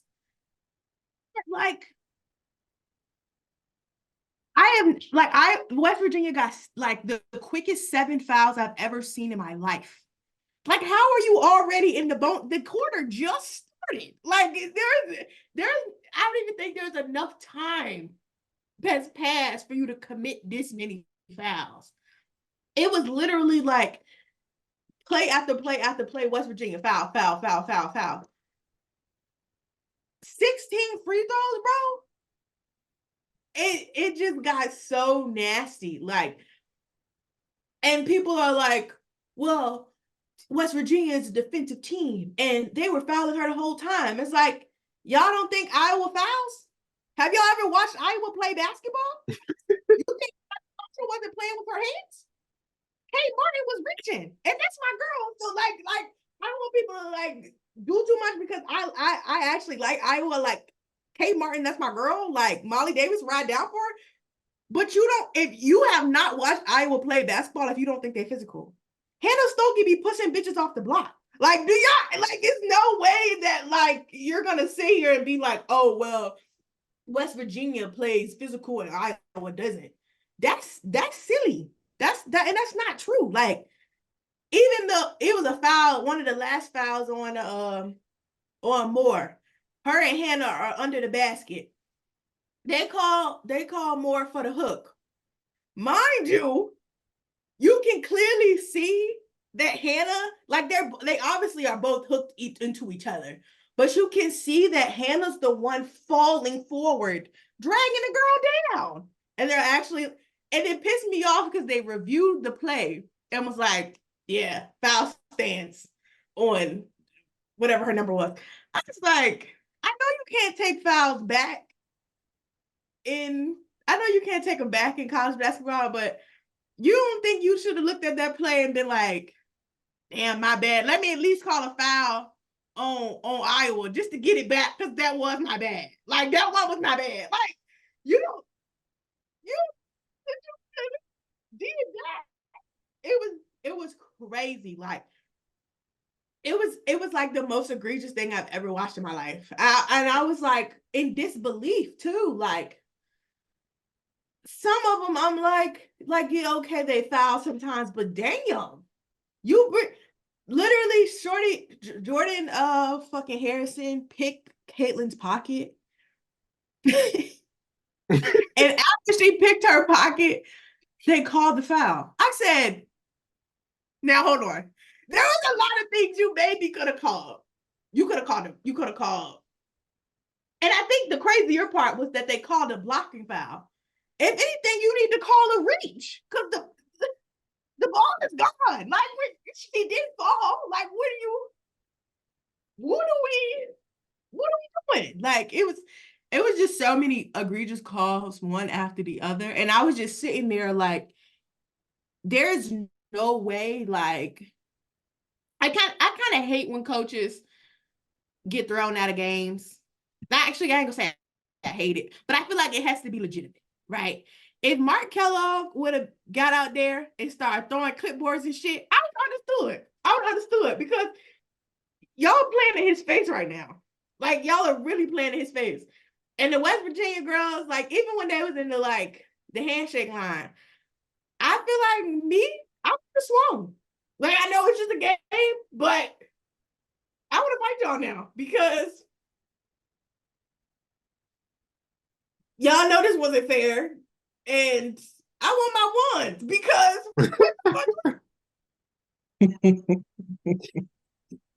And so that's how I feel. I was like, and then to get on Twitter and like literally the whole universe was like, damn, these fouls is terrible. You got Damian Lillard on the internet talking about I think West Virginia got cheated on the foul calls.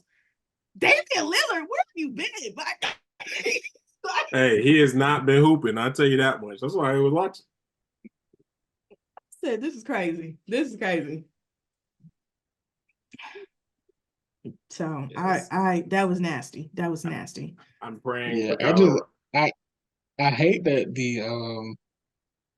I hate that coming out of that game, people were starting to say, "Oh yeah, the first two rounds need to be neutral site games."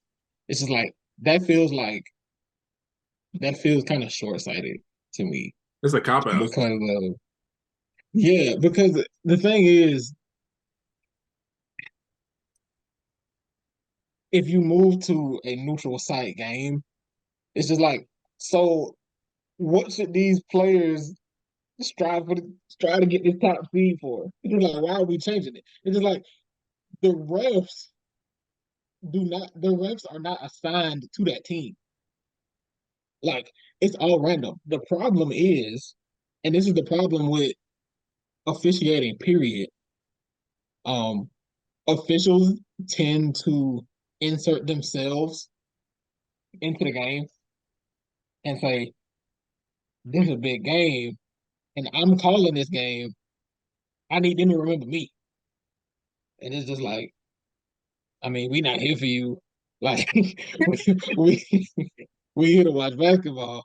But like that's the problem. Like changing the location of the game, I don't think fixes that problem. Because the the ego of the official is still gonna be there. That's the problem to me. That's my thing is like I like that people get home court advantage. Like I feel like that's a good thing for the fans. Like you get to see your faves and like if it really is their last game ever, like, you know, get to wave them off or whatever. But it's like the officiating is not going to get fixed until there are consequences. Like there is and I get it that it's officiating, they're humans, they're not going to get the calls are not going to be perfect. Like you don't expect them to get 100% right. But after the NCAA last season, when they reviewed the championship game and every other game outside of that, and they said, these games pre-championship were about less than 80% calls correct calls. And then the championship was also 80%. Y'all didn't think that, okay, maybe we should do something here to like address the officiating, address the narratives. Like we saw again, like this is not a new problem because we saw last year how narratives affected South Carolina. Like, so again, now narratives here, Iowa has to be the winning team. LSU's got to come out on top. Like these teams, their storylines and narratives that we want to see, and it's silly to think that referees aren't like seeing that or being a part of that or like hearing that. And of course, bias is gonna happen. But if you don't put in any consequences or anything questionable, you know what I'm saying? Like even giving teams the opportunity to review a play would like make a difference, right? Because like now, as a referee, you have to stand on whatever you said. You got to stand on business and be like, yes, that's what it is. And like, of course, again, they're not going to get it right 100% of the time, but that's at least an opportunity to be like, okay, actually she didn't foul. Actually, it's too obvious that she didn't do this for me to not overturn, right? Like you kind of have to prove yourself. So I don't know. I feel like they need to find a way to balance it out, whether that's giving coaches 2 reviews per game, or if officiating is so bad and teams can put in complaints, the game can get reviewed. Which part of me kind of hates that, because I know in the NBA they do it now where a referee will review the game after the fact and the call overturn whatever. It doesn't change the outcome of the game, and it kind of pisses me off. Just like, what the fuck is the point?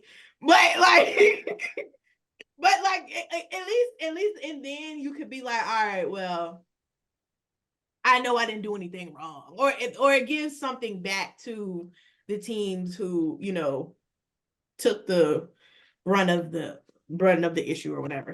So I don't know. I think they just need to figure out something better to do with officiating, because it's just like it's unfair to like play a whole game. You've worked really hard to get to this point, and then you get to the end and the officials are like, actually, you're not supposed to win. So we're going to kind of make this fun for ourselves. I think Jay's point about them inserting themselves in the game is probably it is the biggest issue, because like you said, that they'll do reviews, they got to stand on business, but sometimes they'll be like, damn, I've already committed to this bit that this is a foul. So now this definitely does have to be a foul, even though I seen with my own 2 eyes that it isn't. But I got to stand on this because I look crazy when I called it, and I'm gonna look crazier if I overturn it. And honestly, betting is an issue because we already got like players and stuff talking about like getting caught for this. I can only imagine how many refs are in this type of thing. Like you said, there's not really any type of real consequences for being bad. Like referees can really just be like, yeah, I fucked this up, and that is what it is.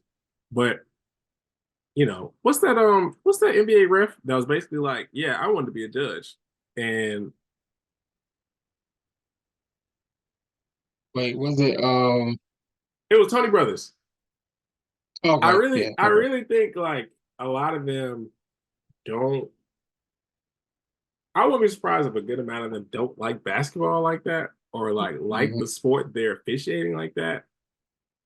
And so they're really just like, well, I'm judge, jury, and executioner. Like Tony Brothers is really just like, yeah, I'm judge, jury, and executioner. Like whatever I say, go.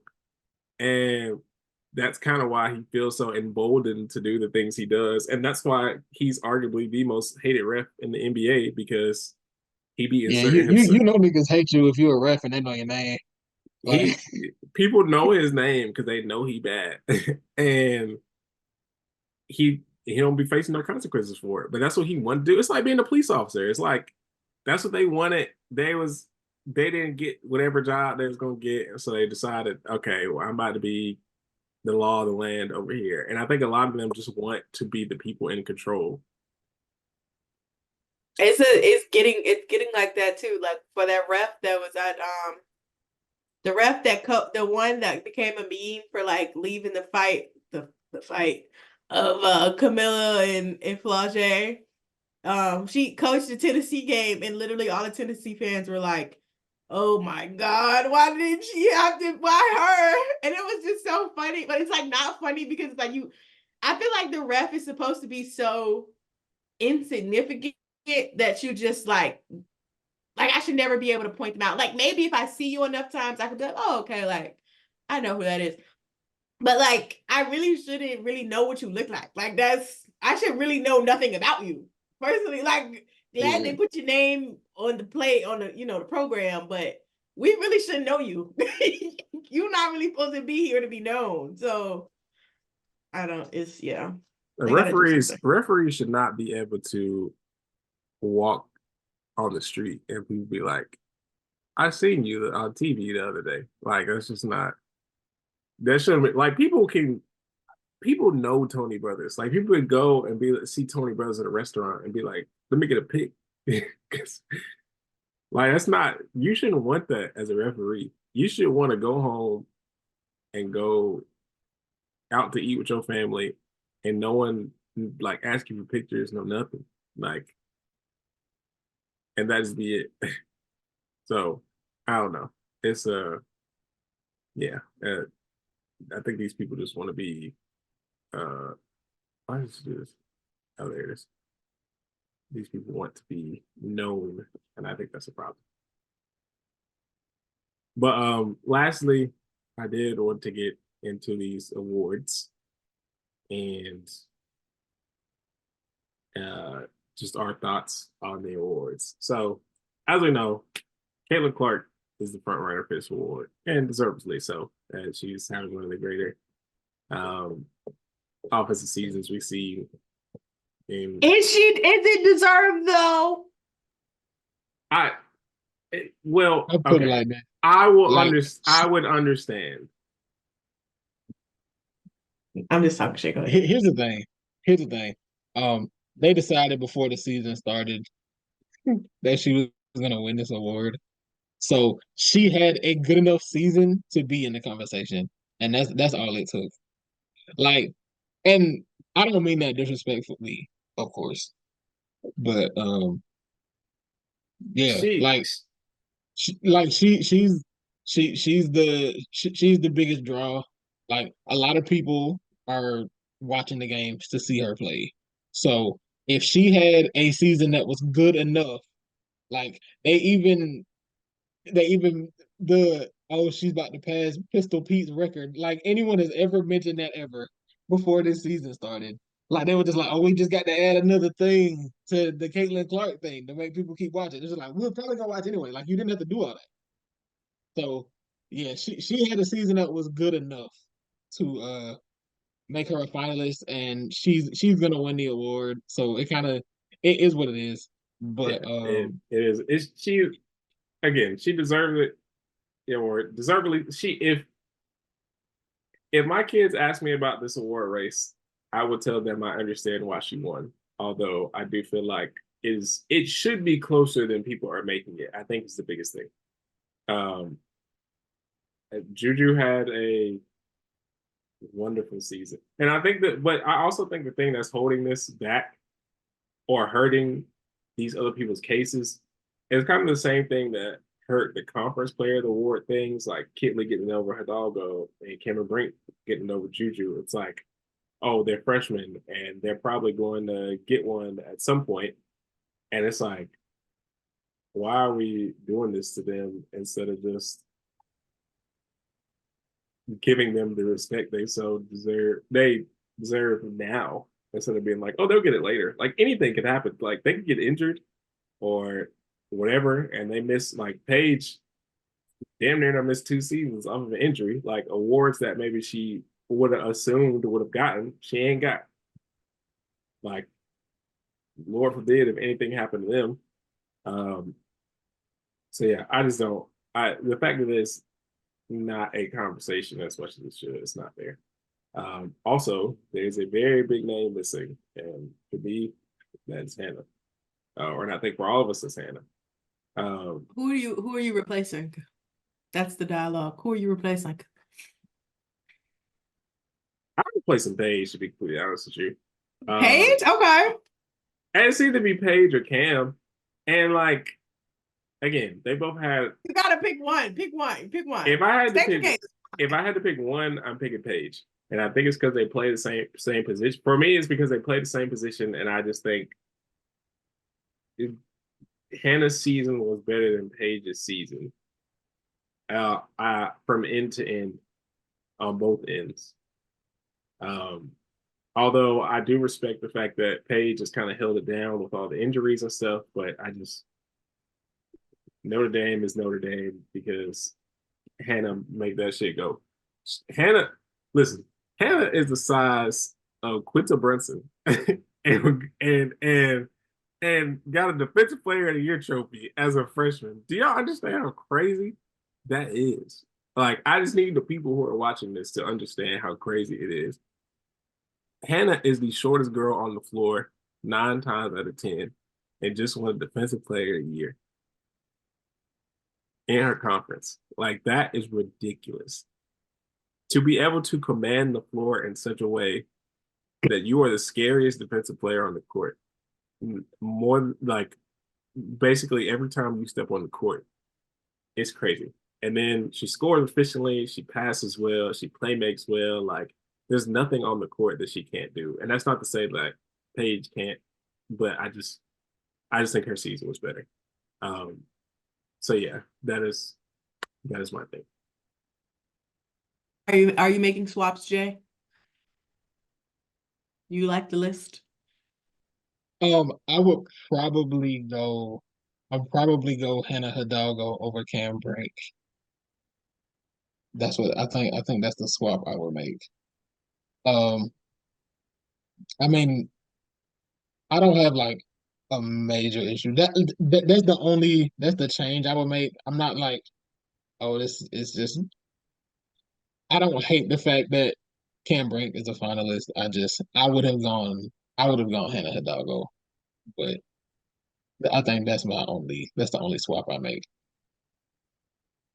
And I was talking to y'all about this earlier. I just think it's just I think another reason they didn't add her is because Kitley got ACC Player of the Year, and it's like, damn. Well, if we don't put Kitley on here, or Kitley not on here, so Hannah's not gonna be on because Hannah didn't even win Conference Player of the Year, but like Hannah should have won Conference Player of the Year. And it's kind of the same thing that I think is gonna hold Juju back. Well, it's like, well, Juju can't win because she didn't win Conference Player of the Year. Cam won Conference Player of the Year, but Juju should have won Conference Player of the Year. So it's like,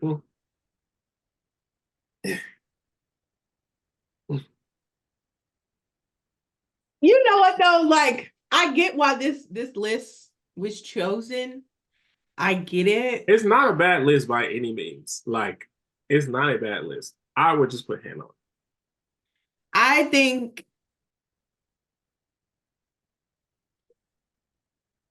like I feel like I've been like trying to think about this all day and like really just like thinking about like because there's just so many things that happen this season that I'm just kind of like, okay, National Player of the Year, like what does that mean? Like, okay, they're probably the best player, one of the best players in the country, right? And I think it's like, for me, it's like I can't really pick Cam because I don't watch Kiki carry you. We literally just watched Kiki carry you. Literally 2 days ago, she carried you. And that's not the first time that's happened. And again, basketball team sport, you gotta have somebody else. But we've seen Kiki carry you. So it's like, do I trust you? I don't know. Paige.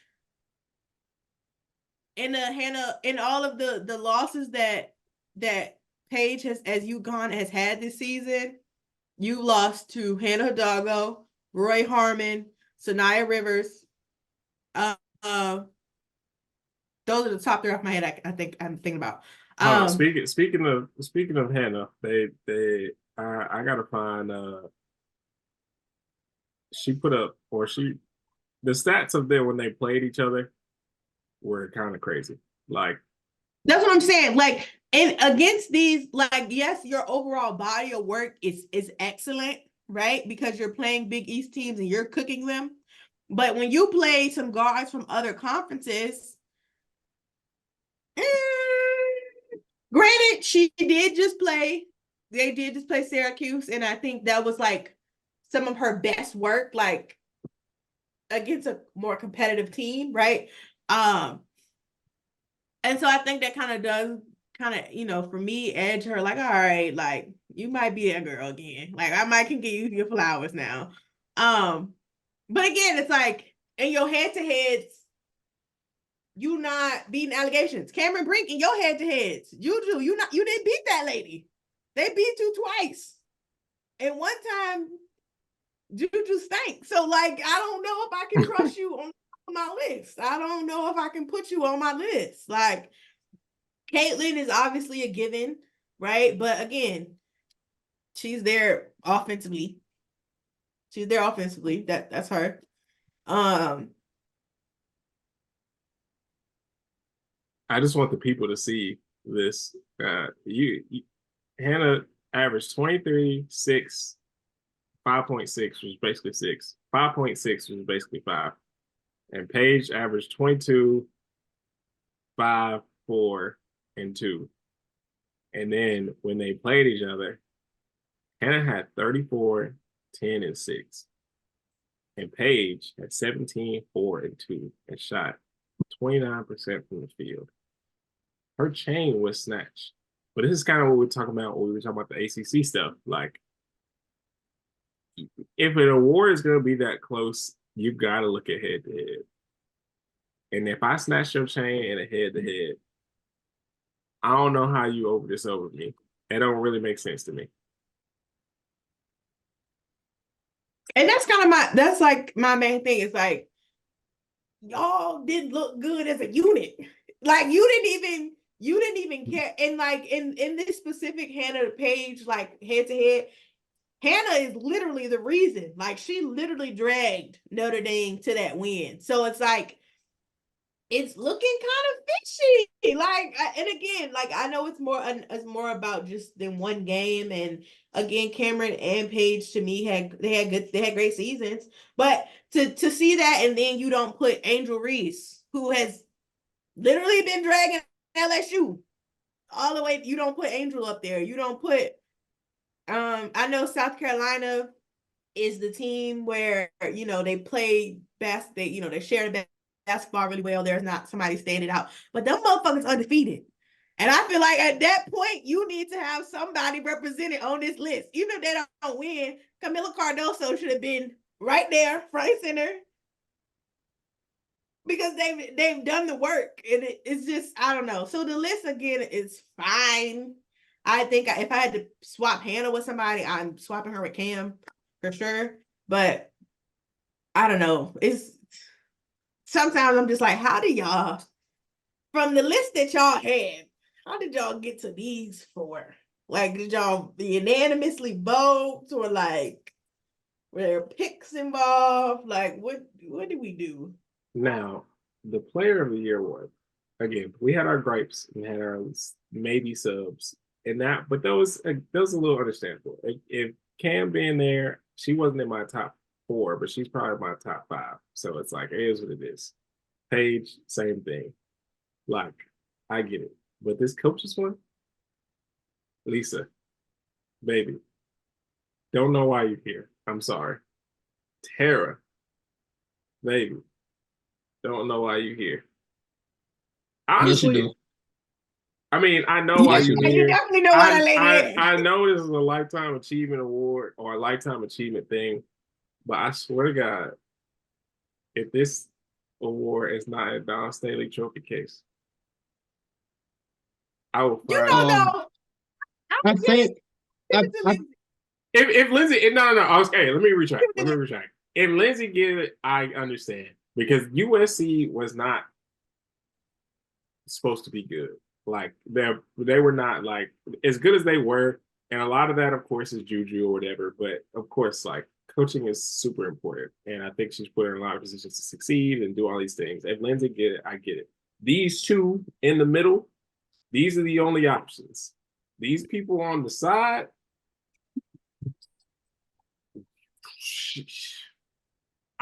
this should have just been them two in this picture. I don't even know why they made these graphics for either one of them. Y'all, whatever intern y'all had do this, y'all wasted their time. because They're if good this, graphics though. they are very good. Yeah, They did I a think wonderful job. Y'all wasted their time. If this yeah, award is not in Don Staley crib or Lindsey crib, it's an issue. I think they're gonna give it to Don Staley because South Carolina was undefeated and they don't even have a National Player of the Year finalist. So, because you know how sometimes you can say, oh, the argument would be best player on best team. But since they were clearly the best team and they didn't nominate a player at all, yeah, she's gonna win the Coach of the Year.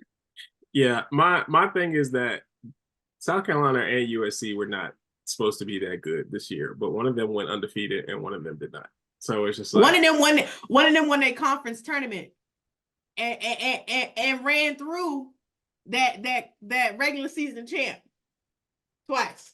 That's all I'm gonna say. But so yeah, but again, the two in the middle, I'd understand. Them two, the one on the right is a lifetime achievement award, and the one on the left is the Caitlin Clark tax. I, I, it's too many. It was entirely too many Iowa games where I'm like, these girls are tripping. And Caitlin Clark put on her backpack and say, "Y'all go ahead. If she don't want to do her job, I'll do my job." Because With they who all right, so if you take Lisa and Tara away, who you putting up there? I'm gonna say the Oregon State coach, he really been deep in his bag. I would throw him up there. I think his name is Scott Ruick. I don't know if I pronounced that right, but Mhm. I'd throw him up there, and because I really didn't think Oregon State was gonna be this good. But when I say that man be clipboard, like he be doing some good shit out there. I was like, all right, Scott, I see you. So I would put him up there and maybe oh, Neil Ivy. They weren't supposed to be good either. They were not supposed to be good. And be at Ole Miss? Yeah.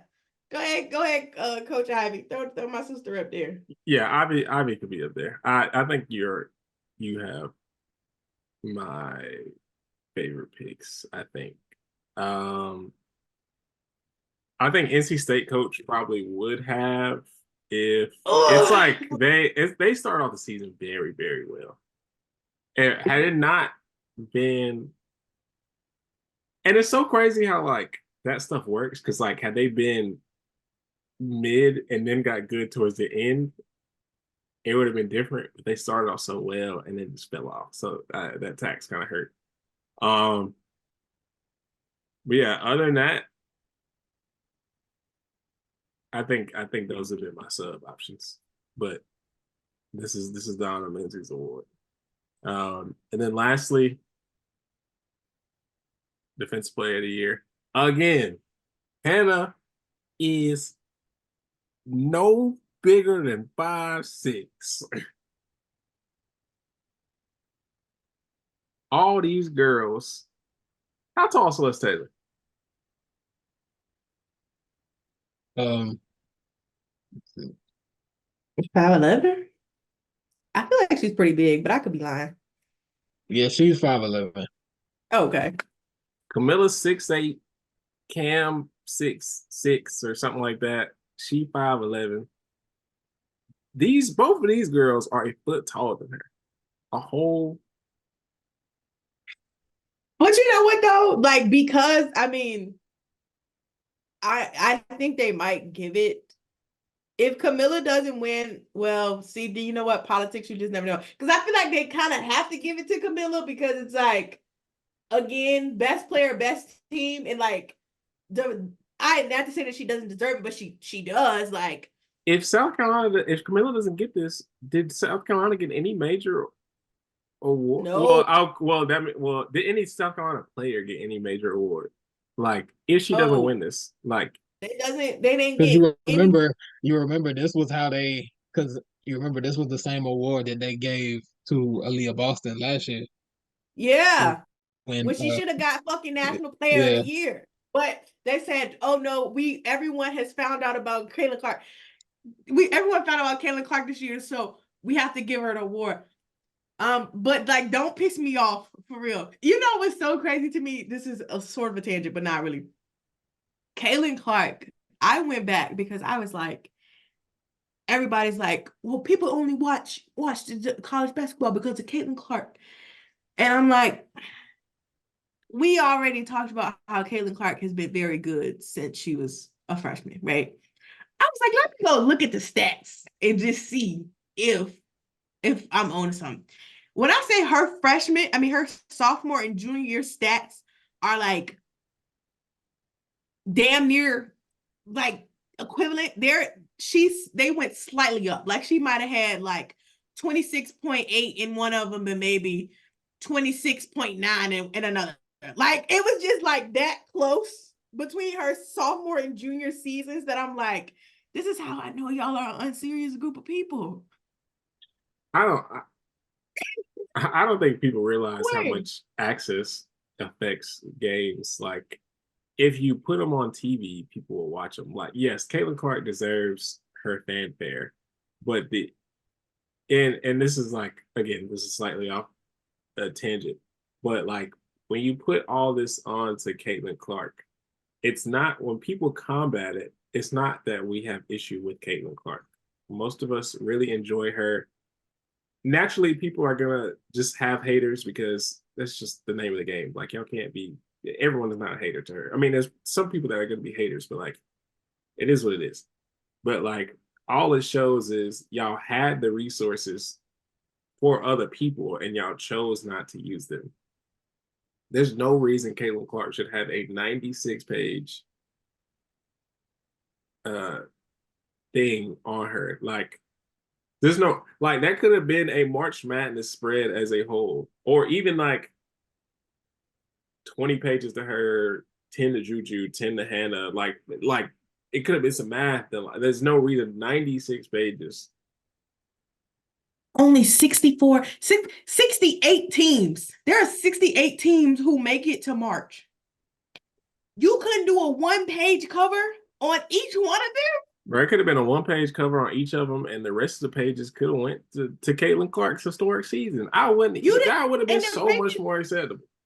The thing that it actually kind of like pisses me off the most is that they dead ass, like not even 2 weeks ago, just wrote it had to be fucking 10,000 word essay about Caitlin.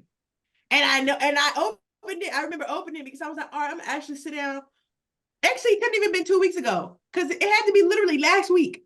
I remember opening it and I was like, all right, I'm gonna read this. And I was reading the first paragraph and I was like, damn, this is like a lot. This information is very detailed. Like, why is he telling me so much right now? And I was like, let me just scroll to the bottom just to see how much. I say I'm not reading that shit. It's just sorry to the girl. I skimmed it a little bit. Happy birthday, Caitlin. She did this, all that. I said, no motherfucking way. And then to come out with a 96 page, y'all not being for real. Like it's y'all. We understand. It's just no way. We understand. She hasn't even been alive long enough for you to have that motherfucking shit to say about her. Like, I'm so sorry that baby is 22. Like, it's really not enough that has happened in her life that you gonna convince me you need that 10,000 word article and this 96 page spread. What is 30 pages gonna be posters? What are we doing? Yeah, it's, again, like, I need just people to be realistic. Like, I know a lot of arguments are disingenuous and a lot of it is based out of misogyny and because people hate like women having opinions and Black women having opinions of that. But like, we really have to look at where our resources are for the love of the game and are we using them adequately? And yes, Caitlin Clark is a draw, and we understand that she is a very good scorer, a very good passer, all that. But there are also a lot of other very exciting players. And if you put them on TV and you show their stories and you do your due diligence in promoting them, other people will also watch them. If ESPN and all of them do their due diligence on Hannah and Juju and Madison and Audi and all them other stuff, like, it should, by the time they hit their senior year, it should be looked at as this was a historic freshman class and the things that they did as a group of freshmen. I do not want to see it get to the senior year and they're like, Juju Watkins. Can't wait to see what she does in the WNBA. All eyes are on her when she gets there. Like, it shouldn't be like that. And no one wants it to be like that. And again, you're putting all this pressure on one player. And no one wants that type of pressure. That's just not reasonable. Yeah, It's not it kind fair. of feels it kind of feels similar to like when I was in high school. It was almost like the major networks didn't know how to talk about women's basketball unless they were talking about one specific player at a time. Like when Baylor was on that run, Brittany Griner was the only player I knew because that was the only player that was covered. Then it was Notre Dame, Skylar Diggins Smith. She was the only player they talked about. Last year, it was all Caitlin Clark until Iowa lost in the championship, and it was all Angel Reese. And now it's all Caitlin Clark again.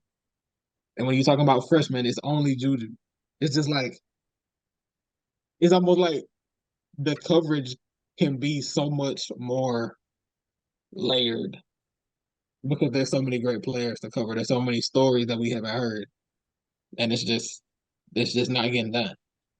And NBA fans make me mad because we already talk about how NBA coverage is bad. And like, who are they gonna like? What are they gonna do when LeBron's gone? Because they spent a lot of LeBron's career or like the years like mainly talking about LeBron and whatever, whatever. And as he should, because he's arguably the greatest player to ever touch a basketball, whatever, whatever. But now we look at, okay, LeBron's about to retire, KD's about to retire, Steph's about to retire. Who is the next up as far as coverage and stories and how are they going to promote the game adequately? And it's like, that's not a conversation you should be worried about because if you cover these teams adequately and tell their stories appropriately and do your due diligence, it should be a very easy next man up. Like, okay, LeBron's gone. So now we got Paolo and now we got Ja, and now we got Anthony Edwards, whatever, whatever. So the NCAA shouldn't be like, okay, well now Caitlin Clark's gone. Hopefully Juju pans out the way she's supposed to, and I don't know what we're gonna do if we do that. And then we talk about the WNBA. It shouldn't be, oh, when Diana retires, what are we gonna talk about now? Because whatever, whatever. Like we done called her like we called her. We went out our way to declare her the greatest basketball player our league has ever seen. So what are we gonna do now? Like it shouldn't be like that. And that's all people are saying. It's never been about Caitlin Clark hate or hating that she gets coverage or whatever. It's how much coverage and the disparity of it. We just have to be realistic.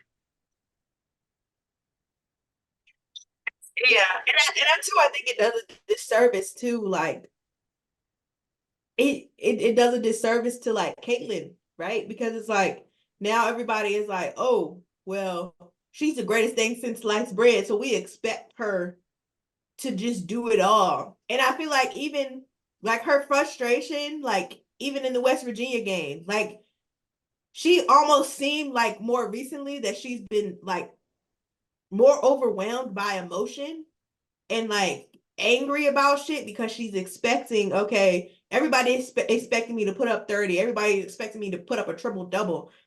And I feel like it's starting to seep into her game. And in that West Virginia game in particular, it's like she went most of the fourth quarter not scoring. And it wasn't until she got to the free throw line where, you know, she scored her last 8 points or whatever she got. But it's like now her as a player, she got all these millions of people being like, Caitlin Clark, Caitlin Clark, GOAT, Caitlin Clark, GOAT, Caitlin Clark, GOAT. And she's like, well, damn, I really got to be the GOAT. Like, I literally I can't stink it up. You know what I'm saying? Because now people are watching me and expecting me to like be this be that girl when it's like the reality of it. College basketball is entertaining because that bitch is a little inconsistent. Like you just never know who's gonna show up on any given night, and like that's like part of the fun in it, part of the fun, but like the also stressful part. But it's like now she kind of has to burden all of that, and now you're giving out 96 pages in a magazine for one person who is 22. She might be 23, but she's 20, like she's 22. The baby ain't even like, she barely could like go to the bar. Like she just started drinking. You know what I'm saying? Like she has not even lived, like had some of the careers that other people have had. Like Maya Moore, Stewie, like all of these people who have won championships and gold medals and all these things. Like she hasn't even had these opportunities yet in her career, and you're already giving her 96 pages. So when she achieves some shit, like not to say she hasn't, but when she really does achieve some shit, what are y'all gonna do? Like, We out of stuff. We out of stuff to say. You've already told the girl whole story when you could have said, okay, here's this spread that we literally just wrote last week on the ESPN website. We can print that out. And here's another opportunity in these other 80 pages to talk about all of the amazing things that all the other teams to do. Which, I mean, that's probably a lot to ask of ESPN. It's not, but it probably is because the niggas barely pay attention to other people. You know what I'm saying? Like, I don't think we would even be hearing about South Carolina if they was stank this year. I'm not even gonna lie. But it's just Bro, like if South Carolina so had much. if South Carolina had 5 or 6 more losses, Dawn Staley would be an afterthought. Like she would not be getting invited until the coaches award. Like she wouldn't even it would not be a consideration on her being in that list. Nia Ivy lost 5 to 6 games, maybe 8. But she has literally took her team through the trenches. The trenches. She literally beat last year's coach of the year. And she can't get any credit for the work that the body of work she's shown. But we can write 96 pages about 22-year-old Caitlin Clark.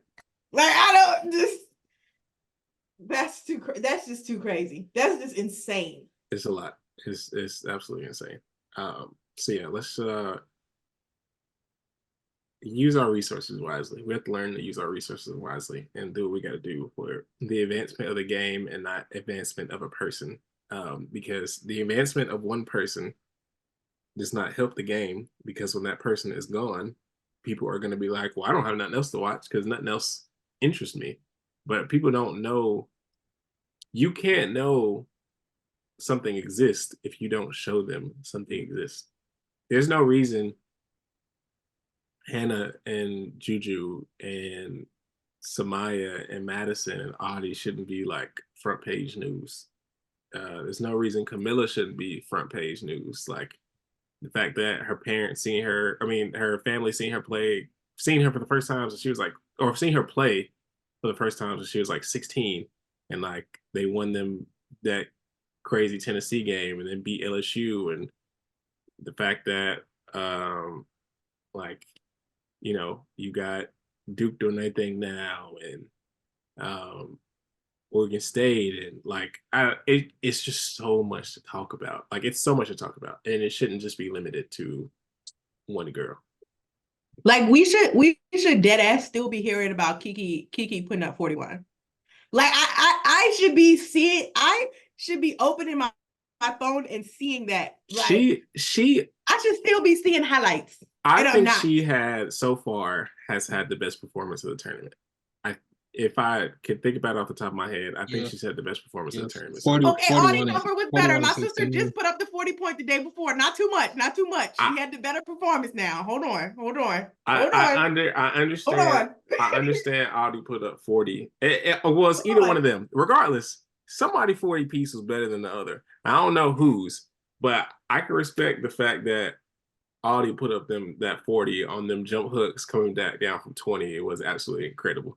But I also got to respect that 41 in OT. My supposed best player, National Player of the Year finalist, also Defensive Player of the Year finalist, is bullshitting in her last home game ever. And so I got to put up 41 on face ups and all this other stuff. Like, I don't know. So regardless, we should be still talking about both of those to this day. But like, yeah, it's just so many things that we should like definitely still be talking about. And like, honestly, if I had like the time, clipping videos is so hard. It's so time consuming, but like, if I did, it's just like there are so many things I would like want to talk about. Like Malaysia coming off the bench and putting up a 20 piece against a team she had to sit on the bench for in the first game. Like, that's a motherfucking storyline. Like, that is crazy. Like, Alyssa Hutchby in the first game putting up a triple double. Like Elisa Peely putting 35 up in her last game. Like there's just so many things that we could be talking about that are not that is not 22-year-old Caitlin Clark in a 96-page spread. Like it's just so many things we could be discussing. And it's like I feel bad sometimes because it's like it seems like when you say that, it seems like, oh well, damn, we all hate Caitlin. We don't want to see more things about her. But it's like, we don't need to know that much about her. You know what I'm saying? Like, these are great. And she's, she's a great player. She's, really earned what she's done. But like, family, I don't know if we need 96 pages of Caitlin Clark. I'm like, who are y'all going to talk to? Her third grade teacher? Like, it can't be that much to say. But I don't know. In short, Caitlin Clark is good. The coverage is not. That's really all it is. It just doesn't have to be like that. But I think that goes, or I think this wraps up the episode, unless anyone else had any other things they wanted to say or anything else on the agenda.